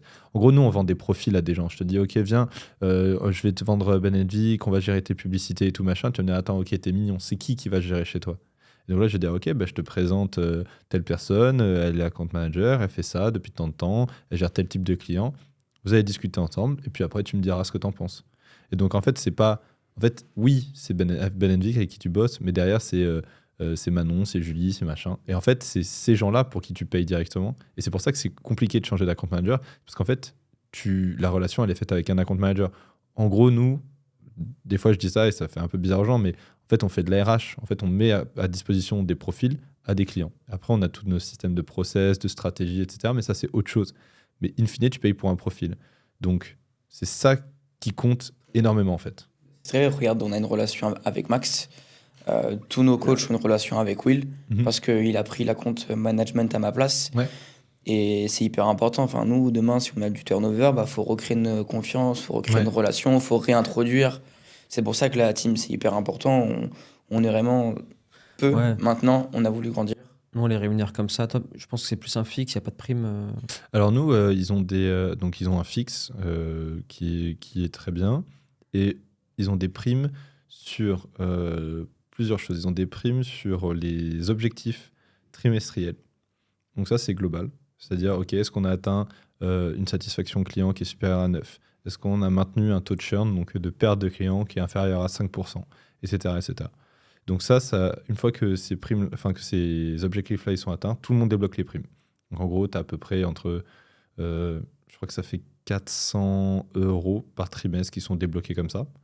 En plus de ça, après, là, on est en train de mettre en place des primes sur les NPS pour chaque personne, en fait. C'est quoi un NPS? Donc un NPS, c'est une note de 0 à 10 où on te dit, en gros, à quel point recommanderiez-vous les services de Ben & Vic. Ça s'envoie automatiquement. Le client il reçoit, il met une note de 0 à 10. Si tu es au-dessus de 9, on considère que c'est bien, c'est 9 ou 10. La théorie veut que, en gros, 8, 9, 10, c'est bien. En dessous de genre 7, c'est neutre. Et en gros, en dessous, c'est des détracteurs ou quelque chose comme ça.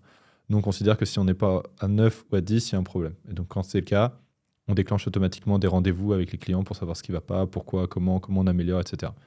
Dans les grandes lignes, c'est un petit peu ça, l'idée. Et ça, on est en train de le mettre en place. On l'avait mis en place, mais ça ne fonctionnait pas. Enfin, techniquement, il y avait des soucis. On est en train de mettre en place ça pour qu'en gros, l'account manager, des fois, tu as des primes sur les investissements. Combien tu fais gagner la boîte. Nous, comme nos account managers travaillent en collaboration avec les clients, il ne faut pas qu'ils les fassent dépenser le plus possible pour que nous, on gagne le plus d'argent. Il faut que ça se passe le mieux possible. Et donc ça, tu mesures, entre autres avec le NPS. Ça a des avantages et des inconvénients. Mais on va dire que c'est une façon simple de le mesurer. En fonction des NPS, on va donner des primes. C'est-à-dire que là, en recurring, vous êtes à combien tous les mois? En recurring, on est sur une trend aux alentours des 200K. Mais en fait, ça dépend beaucoup du coup des mois. Tu vois, une trend à 200K là, en mars-avril, c'est à Q4, là où tout le monde augmente ses investissements, t'en fais 400, quoi. Ok, ouais, carrément. Sans problème. Ok. Nous, tu vois, ce mois-ci, c'est quoi, 55, 50 de recurring, Alex, qu'on a? En fait, on a vraiment une moyenne où on a entre 50 et 70 de recurring tous les Ouais. mois. Et après, en fait, on On sait va l'emmener que... à 100. Et après, derrière, c'est que du nouveau cash collecté. Donc, en fait, ça veut dire que le recurring paye les ads, équipe. Cool. Donc, après, tous les nouveaux clients et tous les upsells, c'est la marge, en fait, nette qu'on va réussir à sortir. Et donc, au final, c'est un effet boule de neige. Et on sait que, ouais, on est entre 50 et 70 tous les mois de recurring. Ouais. C'est magnifique. Vous êtes combien là tous 5. 6. 5. Cinq. Ouais, Ouais, 6 ouais. avec Julien. 6 avec Julien, c'est le monteur vidéo. John au closing, Alex au closing, Will account manager, moi Sarah je au CEO management et Alex cofondateur aussi avec nous, mais lui il est plus dans la branche closing Ads et media et buying. closing. Donc, Mhm. en fait, je gère le Et budget. Sarah au setting. Et Julien qui fait le montage. Et donc là, justement, on est avec Meta. Tout est en freelance. Tout Ah, est, ok. Tout est en freelance. c'est En et- fait, quand tu es en Andorre, du coup, j'imagine que la société est immatriculée en Andorre. Ouais, mais je peux salarier tout le monde si je veux. Ouais, mais je veux dire, ton intérêt, il n'est pas de salarier tout le monde, du coup. Mais même si je salarie tout le monde, il n'y a pas de charge patronale. Mais ouais, mais du coup, mais si tu as des gens qui sont en France, Alors, je peux les faire venir en Andorre et les salarier. Et si par exemple, il y en a un qui en a marre de payer trop d'impôts en France et qu'il veut se salarier en Andorre pour avoir des meilleurs revenus. Et quand tu deviens salarié d'une boîte en Andorre, après, tu peux créer ta propre boîte ok, d'accord. sans payer les 50 000 € d'acompte. Ah, tu as 50 000 € d'acompte quand tu... Moi, je suis arrivé, j'avais 15. Maintenant, ils mettent 50. Ah ouais. Là, ils sont Et- en train de revoir pour l'Union européenne. ouvrir. L'Union européenne, c'est-à-dire que l'Andorre n'est pas dans l'Union européenne, mais l'Union européenne dit que c'est une discrimination, etc. Pourquoi? Parce que Andorre veut ouvrir les portes pour développer encore plus l'économie, et l'économie se développe via l'immigration. Ok. Donc là, je ne sais pas comment ça va se passer. Mais tu vois, par exemple, j'ai développé une culture entreprise très forte. Mon management, je suis aux petits soins, je fais, et Alex aussi le fait en parallèle. Sarah, ça fait 1 an qu'elle est chez nous. Julien, moi, ça fait 3-4 ans qu'il est chez moi. Là où il y a beaucoup de turnover, c'est au setting closing, équipe de vente. C'est pour ça qu'il faut créer dès le début une vraie culture et faire monter la boîte. Et vu que nous, ça va faire 1 an. Ça va faire 1 an le 27 avril. Enfin, c'était la première conférence. D'ailleurs, Donc, ouais, on a fait 1 an. On a fait, ouais, première année, et ça s'est vraiment lancé à partir de Ouais. Quand on a viré la première équipe de vente au mois de septembre. Ouais, août-septembre. Ouais. Ça a été Première année- vraiment les vrais débuts où on a commencé à Ouais. Première année, on va faire 404 CA. 150. C'est beau. Ouais, Première c'est année, carré. 450. Franchement, c'est ce qu'on a Et fait. là, j'ai dit 1,1 million ou 1,2 million pour cette année, je crois. La target, ouais, c'est faire pas plus. 1,2 million cette année. Ouais. Bon, après, on vise 1,2 million sur le côté factuel, honnête, mais on peut aller chercher plus. Ouais. Et Ça pour fait- ça, il faut YouTube.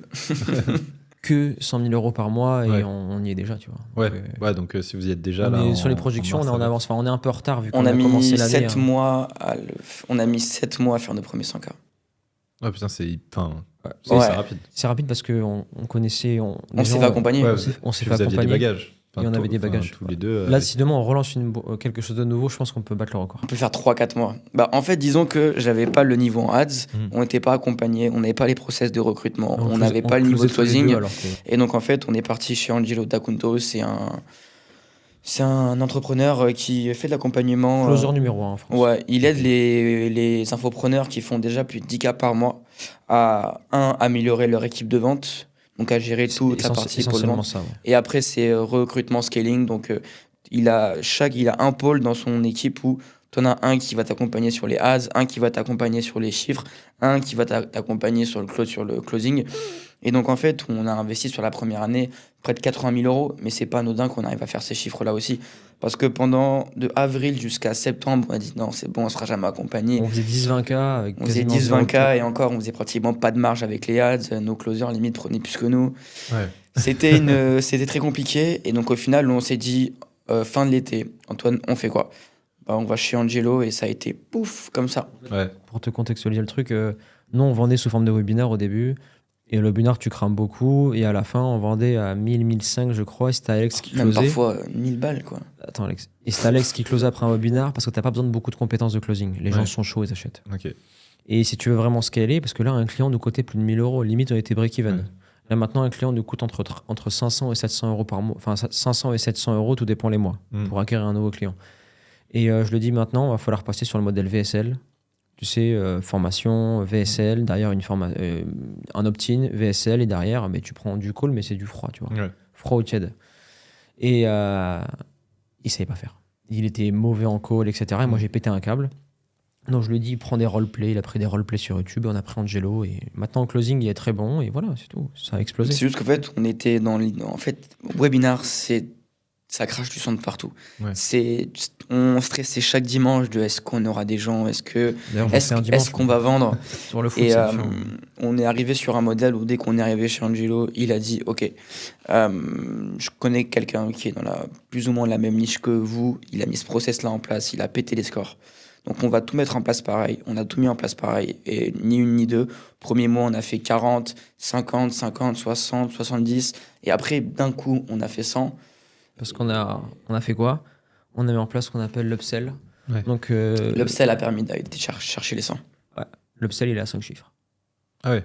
Ça, Ouais. c'est beau ça. Et C'est quoi un peu le parcours que font les gens du coup là? Vous les aviez au téléphone du coup, c'est ça que tu disais? Alors, je vais t'expliquer. Là, c'est très simple. Ads. On a une publicité ads. Ensuite, il y a une formation gratuite pour Gratuite, t'apprendre à ouais. générer 7 000 euros par mois avec ton activité de coaching. À la fin de cette formation, écoute, voilà, on t'a donné de la valeur. Est-ce que tu veux qu'on fasse un audit sur ton business? Et l'audit se passe avec soit Alex, soit John. On regarde où est-ce qu'il y a une déperdition dans leur business. Et OK, par rapport à cette déperdition, nous, avec notre système, on peut aller te permettre de passer de 3 à 10K par mois. On pitch, si la personne veut qu'on pitch l'accompagnement, on pitch l'accompagnement. Et après, il s'arrange. C'est très simple. Pour le C'est faire rentrer. une offre. C'est une source d'acquisition ads, un tunnel de vente très simple, une VSL, un call, un moyen de convertir. Et donc au final, on sait que si notre business marche pas, il y a deux choses à regarder. Soit le conversion rate, donc est-ce qu'on close bien, ou soit les ads, pourquoi il n'y a pas assez de leads qui rentrent. Et troisième chose aussi, est-ce qu'on a la continuité C'est là où on a vraiment game changer. Il y a 8 personnes dans le 3.0. 9. 9 Ouais. Quasiment. C'est quoi du coup le 3.0? 3, alors très simple. 2.0, on apprend au coach à générer, tout dépend d'où ils partent, hein, mais minimum 7 000 euros par mois pour aller entre 7 et 15. Et quand ils vont arriver à 15 ou 20, ils vont avoir la problématique suivante. OK, je prends les coachings, je fais le setting au téléphone, Instagram, je fais tout, il faut que je recrute.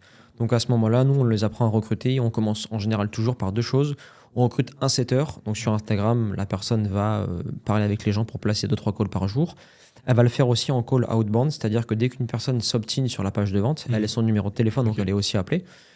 Ça, c'est le premier recrutement qu'on fait. Simultanément, on ne le fait pas pour tous, mais souvent un coach. Ouais. Le but du jeu, c'est quoi? Ça, c'est la présentation, Alex, du mastermind de vendredi matin. C'est management CEO d'une entreprise à 100K par mois. Le setting, le coaching, comme ça, le coach en question se libère facile 4 heures par jour. Ouais. Et qu'est-ce qu'il fait durant ces 4 heures? Il close. Donc en fait, c'est Donc beaucoup son plus CA simple. augmente, Ok. et dès qu'il arrive à 40-50K, il sort. Et là, De c'est la phase la l'opérationnel. plus compliquée, c'est très touchy. Sortir du closing pour laisser des closers en place. Tu vois, Alex, ça fait 1 an qu'on est dedans. Bon, ça fait 7 mois qu'il est au close, 8 mois. Personne n'arrive à battre ses stats. Donc j'y il suis encore. reste. Ok, Et à d'accord. chaque fois, on recrute. On avait recruté 2 closers le mois dernier. Bon, c'est pareil. Ouais. Les choses ont fait que. Et en fait, il y a vraiment 3 phases. C'est 0 10K, 0 15K. Je suis vraiment solopreneur. Ça veut dire que j'ai la casquette de gérer mes clients, faire de l'acquisition, closer. Mais tu peux pas te dupliquer. Tu n'as que 24 heures dans une journée. Donc, dès que tu es à 10, 15K, nous, on intervient. Bah, OK, dans le 3.0, voici ce qui s'y passe. Je vais te former sur les ads pour que non seulement tu puisses aller avoir plus de clients, on va t'accompagner sur le recrutement pour que tu mettes une personne à ta place. Donc, ça veut dire que tu te libères du temps à la prospection. Une fois que tu t'es libéré du temps à la prospection, tu peux plus closer, donc tu scales.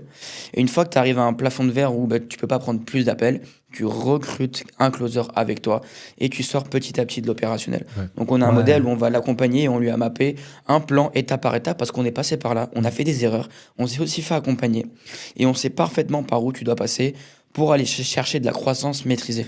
Mais tu Et vois, certains sont très bien à 30, 40, 50, 50K, c'est déjà très bien. Ouais. Et donc, après, le modèle, c'est que l'implication réelle de Antoine aujourd'hui, vu qu'il n'est pas dans l'école, elle est de 2 heures par jour, à peu près. ouais. Je passe mon temps tous les jours à faire. 2-3 heures par jour. Je suis sales manager, en fait. Je Ouais. m'occupe de tous Ok. les. À chaque fois, tous les matins, je suis avec les closers, je fais du roleplay, je réécoute l'école de la veille et je ponce le truc. Ouais, donc toi, tu es là pour vraiment. Management tout le temps, je La regarde si tout le monde promesse fonctionne qu'on a, bien. c'est on va t'emmener à créer une boîte qui fait 50K par mois en ayant une implication réelle de 4-6 heures par semaine, Ok. sans que tu sois plus dans l'opérationnel, que tu aies une maîtrise, que En tu aies gros, vraiment une vision Mm. holistique de ton business Ouais. avec les ads où tu fais tout en interne Ouais. et que tu sois en mesure de manager une équipe qui performe Mm. et avec laquelle tu peux grandir. Tu vois, Natural Evolution, le truc de foot, Ouais. moi je l'ai scalé à entre 60 et 80 par mois, ça dépend. Je fais plus rien. Toutes Et ces- j'apprends au 100% coach à faire délégué. ça. Ouais, ok, d'accord. Et c'est ce qui fait aussi pourquoi on a scalé aussi fort. C'est qu'aujourd'hui, tout le monde vous dit comment faire de l'argent sur Internet, coach de coach. Mais est-ce que ce coach de coach a une activité de coaching sportif? Ouais. Non. Regardez, nous on en a une. Je vous crois pas. Ok, partage d'écran. On a généré plus d'1 million avec Natural Evolution. Ouais, c'est pour toi. Chez Donc crédible. on a Ouais. cette casquette où c'est pour ça que ça, c'est Oui, c'est évident. c'est la présentation, c'est Ouais, c'est l'évidence, exactement. c'est la crédibilité, l'autorité et vraiment l'évidence. En fait, tu me crois pas parce que je suis peut-être un mec de plus, mais fais ta propre idée, regarde ce que j'ai fait. Et plutôt que d'avoir un coach marketing qui va te dire, écoute, voilà, moi j'ai vendu mes formations sur mon public et donc je vais t'apprendre à faire pareil. Non, moi j'ai vendu mes propres programmes à un public X et je te montre comment j'ai fait. Donc au final, on a deux casquettes Bah, t'as la différentes. crédibilité, c'est ce dont on parlait tout à l'heure. C'est-à-dire que les gens ils sont obligés de dire ok, bon, il sait ce qu'il fait. Après, C'est factuel en fait. c'est- Surtout que le marché est aware aujourd'hui. ouais, C'est-à-dire que nous, toutes les personnes qu'on a, soit elles ont d'autres appels avec des personnes, soit elles ont déjà eu un accompagnement, etc. Et nous, on arrive sur le marché où on est. C'est un peu comme Gary Vee explique. Tu connais Gary Vee? Ouais. Il dit au début, tu fais, après tu apprends à faire. Et après, la dernière étape, je me rappelle plus, je crois que tu racontes, ou c'est le troisième, c'est comme ce que fait Hormozy. Hormozy, au début, il faisait, il avait une salle de sport. Après, il a appris avec Jim Launch comment gérer une salle de sport. Et maintenant, il est sur un stade encore plus haut. Je crois qu'avec acquisition.com, il prend des parts dans ton business en t'aidant à scaler. ok. Et nous, on est à la deuxième étape. Est-ce que vous avez. C'est quoi pour vous le next step de ça? C'est continuer à scaler De CA, et ouais. faire On est encore autre au début. chose, carrément. on est encore au début. On est encore au début. Mais tu vois, là, la première étape, c'était 100K. OK. Après, ça va faire 200, 300, 400, on va aller aux 500. Et moi, je l'ai dit dans un podcast, c'est 1 million par mois. Pas de limite. Et pour ça, On internationalisation. sait que c'est possible. On sait clairement que c'est possible. On Oui. connaît des gens autour de nous qui Mon font épouse, elle est 300, déjà- 500 et ils ont les mêmes process que nous. Ouais. C'est simplement une question de trafic et une question d'équipe. Mhm. Donc là, on est en train de tout construire pour pas. Parce qu'en soi, si on veut, on peut envoyer plus de ads et Ouais. Et en soi, on peut absorber les calls, mais c'est pas l'objectif. Ouais. Nous, on mise vraiment sur de la marge, combien on va collecter en call. On est prêt à payer un call plus cher pour avoir une personne qui va closer derrière. Ouais. Donc, plutôt que d'avoir beaucoup de masse, avoir pas du trafic qui est quali, on a envie de grandir en maîtrisant l'aspect rétention, succès client. Ouais. Et parce que la partie acquisition, c'est cool, mais on veut vraiment se focaliser sur Faire une belle boîte, quoi. une belle boîte et Prochaine grandir étape. derrière. Mais Prochaine ouais, étape. l'objectif, c'est 200, 500. Ok. Prochaine étape, et là on est dedans, on a travaillé depuis hier, c'est que là on paye les calls pas cher, mais on a beaucoup de touristes. Ouais. Donc ça crée du no-show en appel pour les closers. Et ils pitchent pas vu que la personne n'est pas du tout qualifiée. Ouais. Donc là, Frustration. ouais, de l'équipe de vente, Ouais, exact. Donc là, très simple, on a mis en place un typeform pour que avant que la personne réserve un call. Si elle n'a pas les revenus d'un coach sportif qu'on cible, c'est Ouais, tu prends éliminé. pas. Si elle n'est pas coach sportif, c'est éliminé. En fait, on filtre à mort le touriste. On l'a mis en place depuis hier, donc on verra ce que ça donne. On voit que c'est simplement une analyse factuelle sur Ouais. les chiffres. Qui est-ce qu'on close, Mm. combien il fait, qui il est, comment il agit, comment il pense. Et une personne qui veut vraiment développer son activité en ligne, elle prendra le temps de remplir un questionnaire, elle prendra le temps de venir au rendez-vous. Parce que si une personne ne vient pas en call, ou alors si une personne ne close pas, c'est qu'elle n'était pas prête. Mm. Donc on peut vraiment se focaliser sur le 80-20 de la boîte. Ok, quel profil nous rapporte vraiment de l'argent? Et le Et donc prêt, on se focalise dessus sur les créas, le tunnel, le typeform, l'offre, tout. Et au final, toute la chaîne est faite pour lui.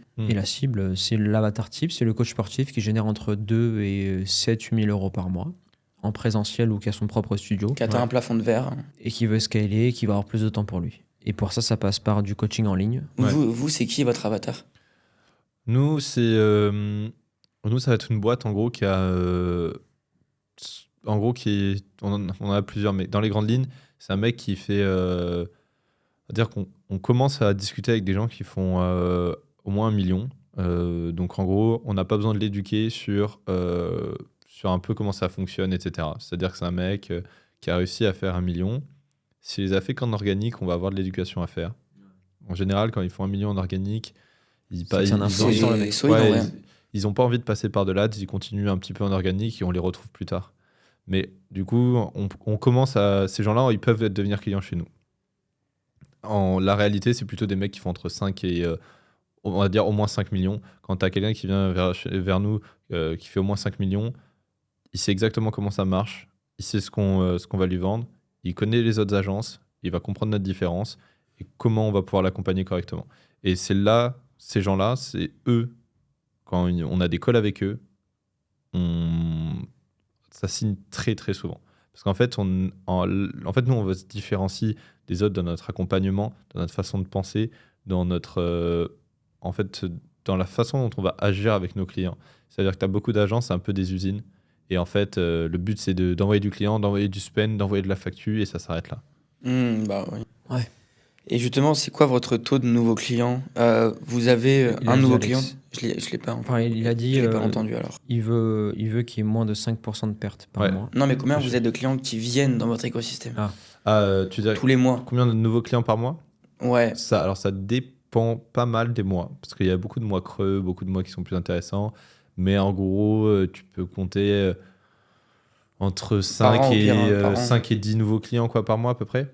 Ok. À peu près, c'est à peu près ça. Et en gros, un contrat chez un client à l'année. Donc nous, ils sont pas engagés à l'année. Mais à l'année, ça te rapporte, on va dire, je vais pas te donner une moyenne, je vais te donner un minimum plutôt entre les différents upsells, etc. Donc upsell, ça va être on vend de la créa, on vend du CRM, etc. T'as vite des contrats qui sont à 30-40K quoi, à l'année. Donc tu vois, ça te donne un peu de la visibilité. Là-dessus, attention, tu perds des clients dans l'année. Donc tu en as qui vont te rapporter moins et tu en as qui vont être là depuis plus longtemps aussi. Donc ça dépend évidemment des clients. C'est intéressant parce que ouais, vous êtes dans un modèle où vous avez forcément, vu que vous prenez sur le CA et que vous avez des acteurs qui sont plus gros, vous allez avoir moins de volume que nous. Ouais, on va Oui. avoir moins de volume, Beaucoup moins de volume. beaucoup de concurrence chez nous. C'est C'est-à-dire moins que- prise de tête. Là où vous... Il y a des agences qui poussent tous les 4 matins. hein. Ouais, là où vous disiez tout à l'heure, on est quatre On est acteurs. quatre acteurs. Nous, On est quatre acteurs. En vrai, il n'y a que nous. Ouais. L'autre, les autres, Ils sont petits, ils en ont... Non, ils Non, sont c'est plus gros que que nous, ça fait plus longtemps, mais en ça fait termes plus de. longtemps, mais on sait que sur la durée, on fait Ouais. le maximum dans le succès client Ouais, et dans tout ce qu'on fait pour se différencier naturellement d'eux.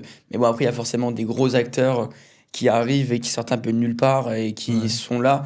ouais, On sait pertinemment que c'est pas c'est pas un sprint. ouais. Nous, on veut être là dans 10 ans. Ouais. Comme il a dit Ben. Et ok, si nous, on fait 100, 200 cette année, ok, et que les autres, bah, ils viennent faire plus, on verra qui sera là dans 5-10 ans et C'est- qui aura encore les résultats. C'est exactement la philosophie qu'on a, nous. C'est-à-dire qu'il y a un moment, en fait, il y a un moment dans l'agence, c'est que, en gros, un moment, on vient te voir et on te propose de te racheter ta boîte. Parce que c'est chiant de recruter des gens, c'est chiant de les former. Et donc, en gros, quand tu arrives à être une quinzaine, tu as un peu la taille idéale, quinzaine, vingtaine, même encore aujourd'hui, tu as un peu la taille idéale pour te faire absorber par une boîte qui fait 8 millions, 10 millions de chiffres. C'est un peu ce qu'ils préfèrent. Hop, ça leur permet de recruter 15, 20, 30 personnes d'un coup, tu vois, et c'est parfait pour eux. Parce que c'est hyper problématique le recrutement chez nous.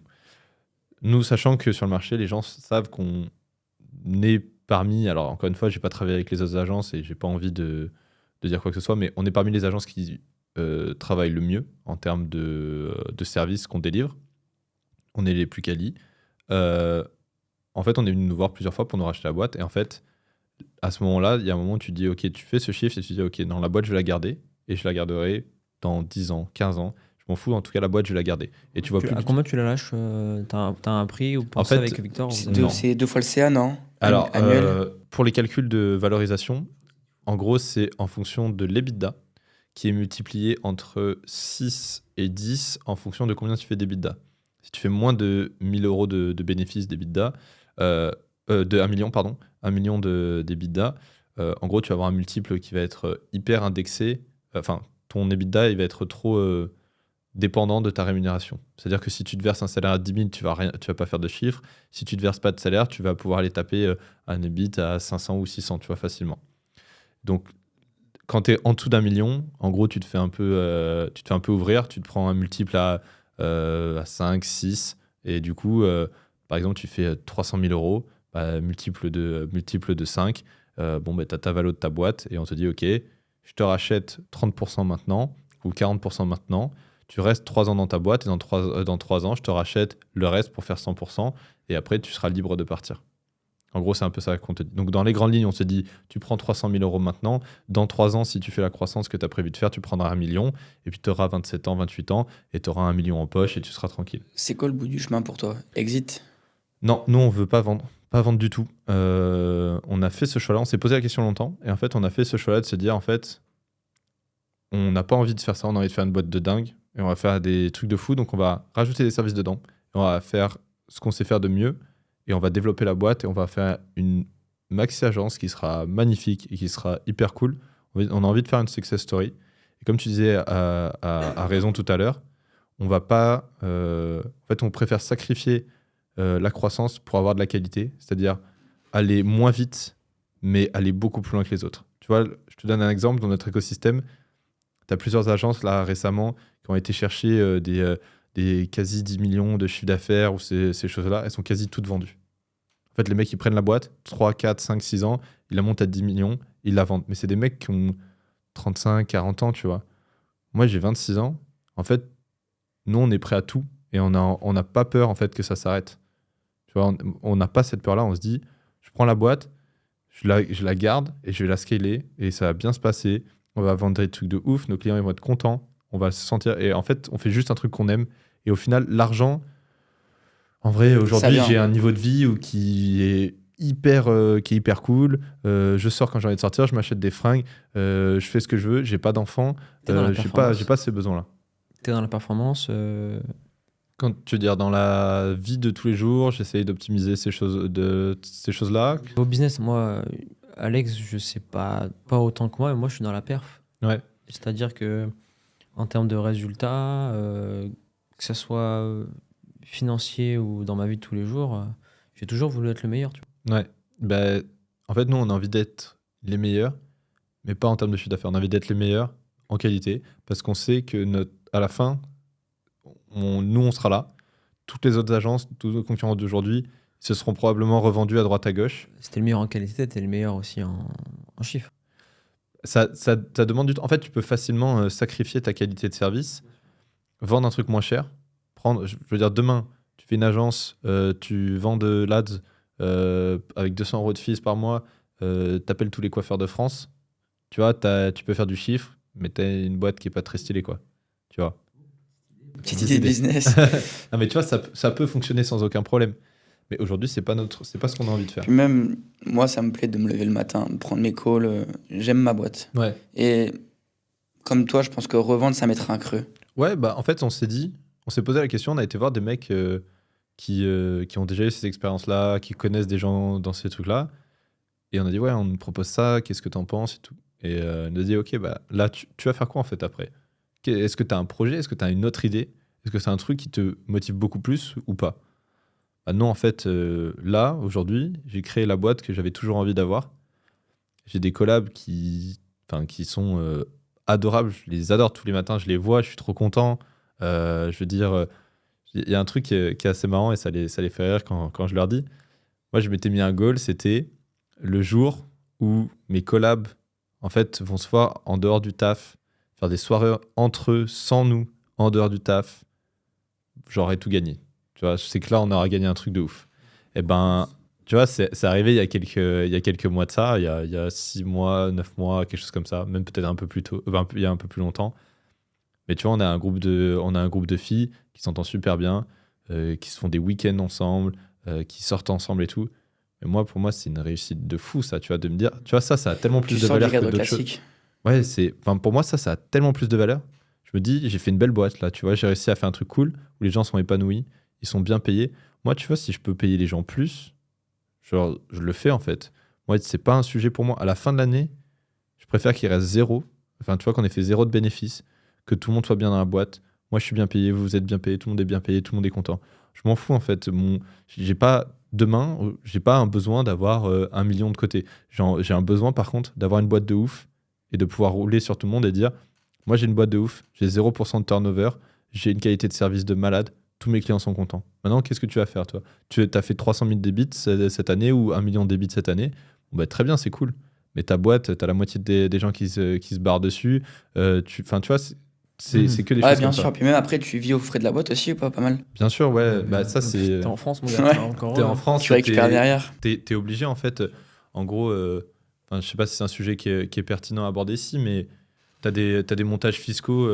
Le truc tout simple, hein, tu prends une holding, tu mets des management fees dessus, et au lieu de payer avec ton... En fait, si tu sors de l'argent d'une entreprise en France, tu prends 40% de charge. Donc, en gros, si tu veux 2 000 euros, ça va te coûter 40% de plus. Donc, en gros, ce que tu vas payer avec ton salaire va te coûter 40 de plus, alors que si tu le payes directement avec l'argent de la boîte, donc de ta holding qui t'appartient à toi, bah, tu payes 40% de moins. Je voulais finir sur le sujet du branding, parce que nos coachs sportifs, aujourd'hui, ils se disent oui, pourquoi une personne irait chez moi et pas chez quelqu'un d'autre? C'est la marque personnelle que vous avez. Aujourd'hui, Raptor, tu vois, sa marque personnelle, c'est il a des expressions, il a une façon d'être, il a un parti pris politique que les gens connaissent. Il essaie de s'en détacher, tu sais, mais son fond de roulement et sa philosophie, c'est on a le physique de nos idées. Et selon lui, son physique, c'est des idées qui viennent, on va dire, des Tchad, quoi. Et c'est ça qu'un coach sportif doit mettre en place. Aujourd'hui, selon toi, c'est quoi la force de Ismail dans son branding? C'est un mec Ismail, c'est un mec qui est authentique. C'est-à-dire qu'il va dire les choses comme il les pense, il va défendre ses idées. Il y a des idées avec lesquelles t'es pas d'accord et t'as le droit. Je veux dire, c'est pas un sujet. Mais lui, en fait, il va pas prendre une idée pour acquise. Il va avoir une idée, des valeurs. Il va te dire, OK, ça, c'est mes idées, ça, c'est mes valeurs. T'es d'accord, t'es pas d'accord, c'est OK, peu importe. Mais moi, c'est comme ça que je vois les choses. Et voilà pourquoi. Il va t'expliquer pourquoi. Je considérerais pas que... en fait, c'est pas un personnage qui joue. C'est juste... en fait, il en a pris tellement plein la gueule qu'en fait, maintenant, il en a plus rien à faire. Et donc, en fait, il a ses idées. Qu'elles te plaisent ou qu'elles te plaisent pas, c'est quand même ses idées. Et c'est quand même ses valeurs. Et maintenant, C'est son commerce aussi. t'adhères ou t'adhères pas, point, c'est tout. Non, une marque personnelle est faite pour être dans l'extrême. C'est-à-dire qu'aujourd'hui, si tu veux avoir des ultra fans, il faut que tu aies des ultra haters. Quand on regarde un mec comme Trump, il est ultra aimé comme ultra détesté. T'as vu la valorisation de sa boîte Trust, son réseau social, il est évalué à 4 milliards de dollars en bourse, alors que la boîte génère un peu plus d'1 million, 1, 2, 3 millions par an, des gens qui, soit de la publicité sur sa publicité, enfin sur son réseau, soit les gens qui payent. Mais parce qu'ils savent, les investisseurs, qu'avec son branding, Trump Il peut pourra... vendre. Déjà, pour son élection, il peut... Je sais pas si dans la Constitution américaine, c'est expliqué ça, mais il peut faire son autopromotion sur l'application. Et trop puissant, l'image de marque. Tu vois, je pense à Raptor. Quel autre coach on peut penser, ou une personne Hormozy. Il y a des gens, ils ont son déguisement à Halloween. Hormozy, ils ont la casquette acquisition.com, ils ont la chemise. Tu connais Hormozy? Je connais pas ce mec. Le Marcel C'est le GOAT de l'infoprenariat. Ok, d'accord. En fait, il a ouvert des salles de sport. Ok. Ça a très bien marché. Ensuite, il a aidé vendu les une gérants de formation. salles de sport à faire plus de trésor, Ok. à vraiment exploser. Ensuite, il a revendu sa boîte. Et ensuite, il est parti dans le marché où il a une boîte qui s'appelle acquisition.com, Et il a... qui a pour but d'aider les boîtes à faire 1 ou 100 millions. Ok. Ah mais c'est vrai, tu connais pas Sam Ovens. Comment? Sam Ovens, tu connais pas. Non plus. C'est vrai qu'on vit vraiment dans le monde... dans Ouais, en fait, l'infoprenariat. c'est deux mondes différents. Ouais, et- totalement. Et Comme, c'est c'était vrai. des mecs, Sam Ovens, il faisait quoi? Il faisait 5 millions par mois. Il faisait recurring, il faisait 5 CM Je par sais mois. qu'il a fait 50 M Avec à de la l'année, formation comme nous, ouais. où il aidait les boîtes, comme notre programme Ouais, il a- d'upsell, il a un à SaaS recruter, aujourd'hui. mettre des ads. Mm. Et surtout qu'aux États-Unis, c'est un marché qui est beaucoup plus grand. Ouais. C'est des cracks. Enfin, Ça, lui, c'est- en tout cas, c'est un mec hyper smart. C'est très simple. Un seul tunnel, une Est-ce seule que t'as offre, un- et je l'emmène. Il va jusqu'au bout de son marché. T'as un coach Ça ou un mec faisait- en tête qui a un fort branding, même un influenceur autre. Body time, hein. Je dirais que T1 Shape a un branding plus fort. D'ailleurs, on a vu... C'est qui parlait du ça de T1 Shape? Il fait 2 millions. Non, il fait 1 million et des poussières Par à l'année. mois. Il fait que ça. Non, pas du 15 tout. millions. Il fait plus, Antoine. Attends, on avait fait le calcul Il avec, fait plus. avec Benoît, il fait 180 000 euros par mois. Ça fait Non, plus. de Non, 2 100%. millions. Ça fait 2 millions et Ah mais demi. t'étais pas là toi, ok, j'ai parlé avec... T'étais pas là toi. Je suis sûr qu'il fait plus avec 100% avec que sa non. masse, ses Non, programmes il est parti alimentaires. sur internet, société.com, il a vu son CA 2022 ou 2023, 100%. Tu te rends compte que Thibaut InShape a 15 millions d'abonnés et il fait que, Ouais. sachant qu'il a une marque e-commerce Ouais, en plus. de tous ses produits. Toi qui gères des mecs, tu sais Eric qu'il envoie. Flag, j'aime Comment beaucoup. Ouais, Eric Eric Flag, il a un Flag, bon tu connais branding. pas Je suis sûr à 100% que Eric Flag, je sais pas s'il a il marche accompagné, bien parce que mais sa boîte il brasse de beaucoup plus que Thibaut InShape. par sa exemple, boîte tu vois. de c'est street workout, tu sais, où il fait Oui. de la calisthénie, etc. Ouais. Mais ça Ouais. marche. Ouais. Ça marche T'as très essayé très de- fort. Mais hein. la différence aussi, c'est peut-être que, tu vois, Thibaut, il est arrivé, il a peut-être pas passé l'énergie, le temps qu'il fallait pour lancer sa marque, etc. Là où, tu vois, un Eric Flag, tu vois, en fait, c'est avant tout, toute son énergie, elle va là-dedans, dans ses produits, etc. Thibaut InShape a dit que c'était plus un youtubeur qu'un entrepreneur. Il préférait se lever le matin, faire des shorts, que être Ouais. dans le business. Mais ce mec-là, tu vois, par exemple, avec Benoît, on a réfléchi à une stratégie pour lui. Aujourd'hui, par exemple, s'il fait une offre avec son programme d'accompagnement, enfin son petit PDF ou ses petits produits, il peut faire en l'espace de 48 heures 300, 400 000 euros. Quoi. Mais après, t'as des gens aussi juste, ils s'en foutent, quoi, en fait. Ils en ont pas envie. Exactement. Il y a ce truc tout bête et méchant de dire juste, Ouais. en fait, aujourd'hui, peut-être qu'il fait 2,5 millions, plus ses AdSense, ses trucs, ses machins. Enfin, tu vois, 2,5 millions, et il est content, en fait, il vit bien avec ça. Et Après, il ouais, a c'est pas mon de côté sujet. performance. Tu vois. Ouais. Ce mec-là, il pourrait faire 1 million par mois. C'est mon côté Ouais. perf. Ouais, t'as le côté, écoute, je suis complaisant, j'ai amené ma boîte ici et pour moi, c'est C'est là où je complètement- m'étais fixé d'arriver. Ouais. Et pourquoi aller chercher plus? Ouais, Parce que parce qu'après, t'as la course. Pourquoi aller aussi chercher des- plus? Tu vois, je me fais un peu l'avocat du diable, mais j'ai tendance effectivement à être un peu comme toi, à dire j'ai envie de faire une belle boîte, une grosse boîte, et on fait Ouais. plein de trucs cool. Donc je suis plutôt dans ton sens, mais en fait, demain que tu fasses, demain t'atteins ton chiffre, tu fais 200, 300K par mois. En fait, est-ce que ta vie, elle va vraiment changer si tu passes de 300 à C'est genre l'ego. 600? Tu vois. Mais pose la question à Djokovic, pourquoi il continue, sachant que c'est lui qui a le plus de grands chelems, il est à 23 ou 24. Ben non, il veut toujours gagner. C'est dans son ADM, tu vois. Thibaut InShape, il veut être le premier youtubeur français. Mm.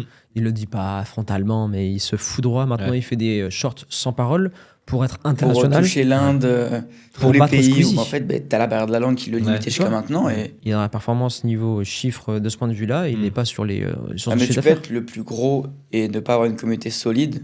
ou comme un mec comme Squeezie, t'as vu son documentaire? Et j'ai Ouais. pas vu son documentaire.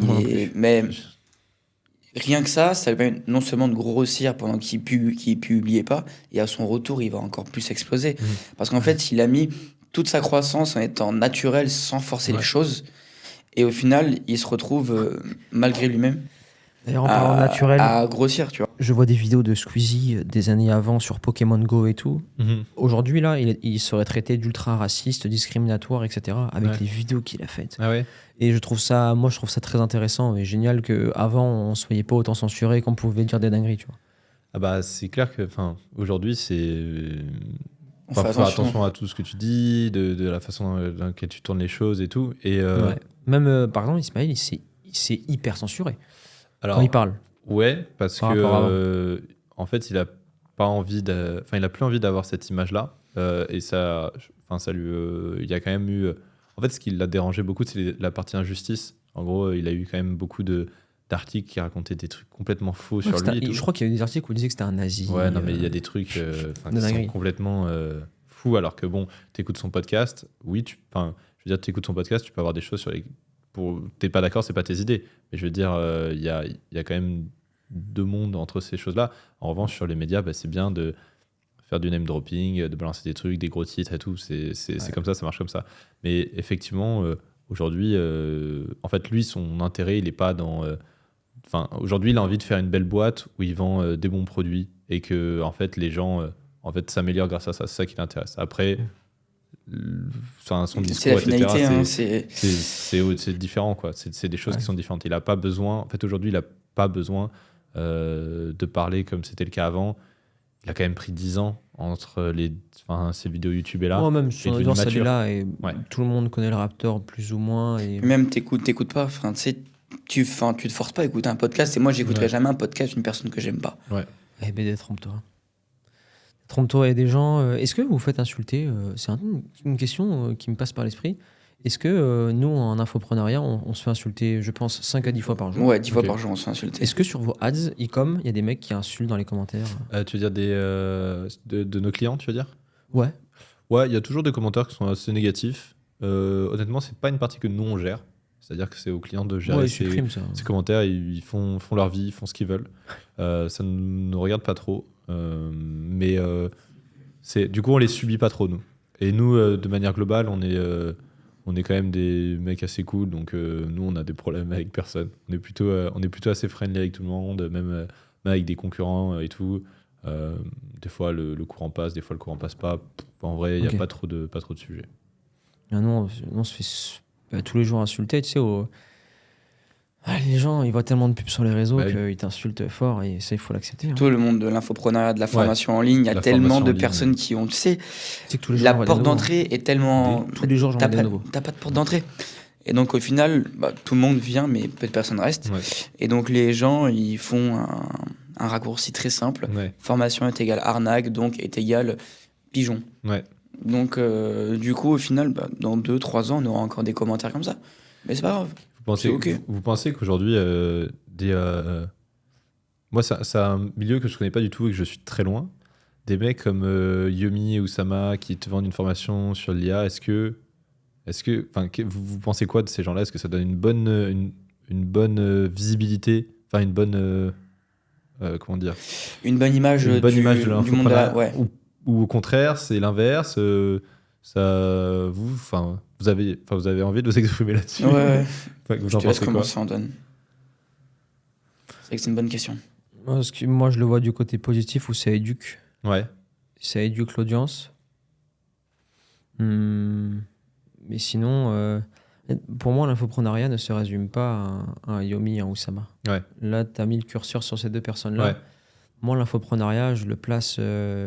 Comme une façon de vendre un service. Moi, je le place plutôt sur nous, l'infoprenariat, et je le place plutôt sur ce qui se passe sur tous les acteurs autres que ces gens-là. Ils sont très visuels. Ouais. Et j'ai beaucoup de respect pour ces personnes-là. Par exemple, sur chaque webinar, je sais qu'ils font 800K. Ouais, chaque 800K webinaire, ils font de ventes, entre etc. 800 et 1 C'est million. génial, etc. C'est fou. Moi, ce que je regarde, c'est les gens qui font entre 300 et 1 million sans être connus, Ouais. avec un gros budget ads et un putain de système, parce que ça Ouais. nous parle plus. Mm. Nous, bien évidemment, on fait le podcast pour créer de l'organique, acquérir de nouveaux clients via cette plateforme-là.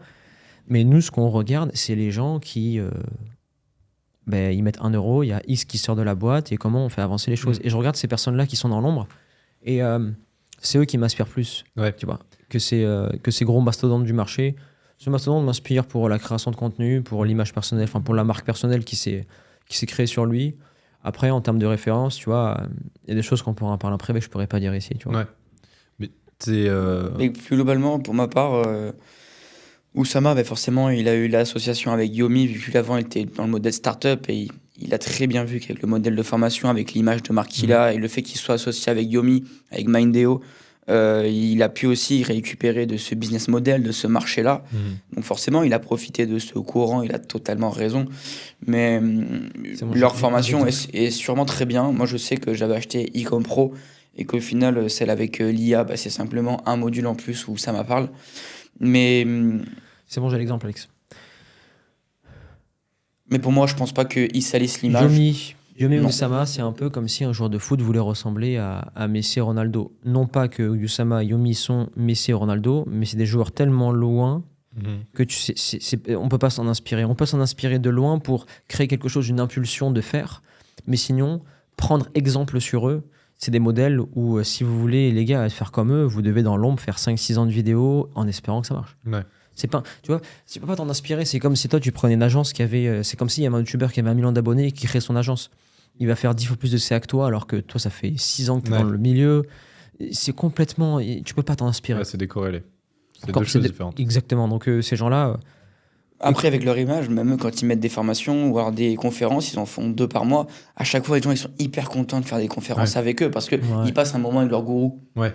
Tu vois. Donc, la formation, je pense pas que l'image de la formation soit entachée. Elle est plus entachée par les personnes qui font de la merde et qui sont tout petits, qui arnaquent des gens, qui au final viennent clairement mettre de la merde sur le marché parce que quand des personnes, entre guillemets, sincères, avec un bon produit, avec des bons process et qui apportent des bons résultats derrière arrivent, eh bien, forcément, on est impacté, mais c'est OK, ça fait partie du jeu. C'est pas simple et ça le sera jamais. Et au contraire, continuer de faire de la merde comme ça, les gens corrects, ils sortent du lot. Et puis même, s'ils font de la merde, c'est leur problème. Mais là, il faut prendre beaucoup plus difficile qu'avant, contrairement à l'e-commerce où il n'y a pas d'intermédiaire humain, c'est le produit, le branding qui fait la différence. Nous, tout se joue sur la ads, sur le tunnel, sur le closer. Le copywriting. Et sur après l'accompagnement. C'est beaucoup d'humains. Il y a beaucoup d'interventions humaines. Alors qu'un business e-commerce, ton SAV, tu le prends à Madagascar. Tu prends une personne pas chère, 500-600 euros par mois. Tu sais qu'ils sont très bien réputés. Hein. Il y a des grosses équipes, etc. La plupart des e-commerçants que je connais, ils sont à Madagascar. Et c'est tout. Après, t'as pas beaucoup d'humains. En fait, quand tu as du e-commerce... C'est pas un dropshipping, c'est un e-com en France, tu dois gérer avec l'usine. Mais... Ouais, alors du coup, nous, on ne travaille pas du tout avec des dropshippers parce qu'on n'est pas trop adapté à leur modèle et à leur façon de travailler. Mais du coup, effectivement, en gros, normalement, en e-commerce, tu es censé t'organiser pour que ton temps et ton énergie elles soient à mettre dans le produit, dans le marketing, le branding, ce genre de choses. Tu n'es pas censé perdre du temps sur tout le reste qu'il y a autour. Parce que la réalité, c'est qu'il y a pas mal de choses. Après, quand tu arrives à grossir assez, tu as toute une partie finance aussi qui est hyper importante. Les stocks, comment tu pilotes tes marges, etc. C'est ce compte au centime près, hein, e-commerce. Et après, en général, c'est là où les gens, une fois qu'ils arrivent à faire du chiffre et c'est rentable en e-commerce, ils se tournent vers du B2B. Donc, ils font du wholesale, ils trouvent des revendeurs, ils trouvent leur propre boutique. Et c'est là aussi où c'est intéressant, c'est une toute nouvelle aventure. Et ça, c'est hyper intéressant, mais il faut avoir construit en fait son entreprise pour les marges. Parce qu'en fait, si ton produit, tu marges à 50% dessus en marge brute et que tu le vends en e-commerce, ça va passer. En revanche, si tu marges à 50% et que tu essaies de le vendre chez Carrefour, t'es mort. En fait, ça passera pas. Et du coup, il y a toute une réflexion et une restructuration à faire là-dessus. Et ça, c'est des sujets qui sont assez intéressants, qui arrivent plus tard, mais qui sont très intéressants aussi à traiter. Voici pourquoi on est parti dans l'infoprenariat, parce que tu marges à 100% sur un produit. Et les seuls frais qu'on a, c'est humain et ads. Et après, c'est accompagnement. En gros, il y a 30% de charge. On a 30% de charge. Et 70% de profit. C'est magnifique. Ça, je l'explique dans le mastermind. Tu as le software, le marketing, la sales team. Et après, tu as tes plaisirs perso. Nous, on met beaucoup dans des accompagnements. Là, je sais que On a continué avec un gars qui m'accompagne. Et en fait, on s'est toujours fait à l'idée je pense qu'on aura toujours un accompagnement. Bah, c'est bien Parce qu'on veut challenger. s'entourer des personnes qui sont déjà là où on veut être. Et je préfère payer le prix qu'il faut parce que des personnes qui sont au-dessus de moi, elles ont simplement compris un truc que je vois pas. Ouais. Et donc, on est à une discussion. Ben, la dernière fois, on est à une rencontre de scaler. Là, si on a réussi à scaler, c'est parce qu'on a rencontré une personne en particulier qu'elle nous a apporté son point de vue par rapport à notre process et qu'au final, rien qu'en changeant un petit truc. En gros, elle a revu la créative de la Mm. publicité.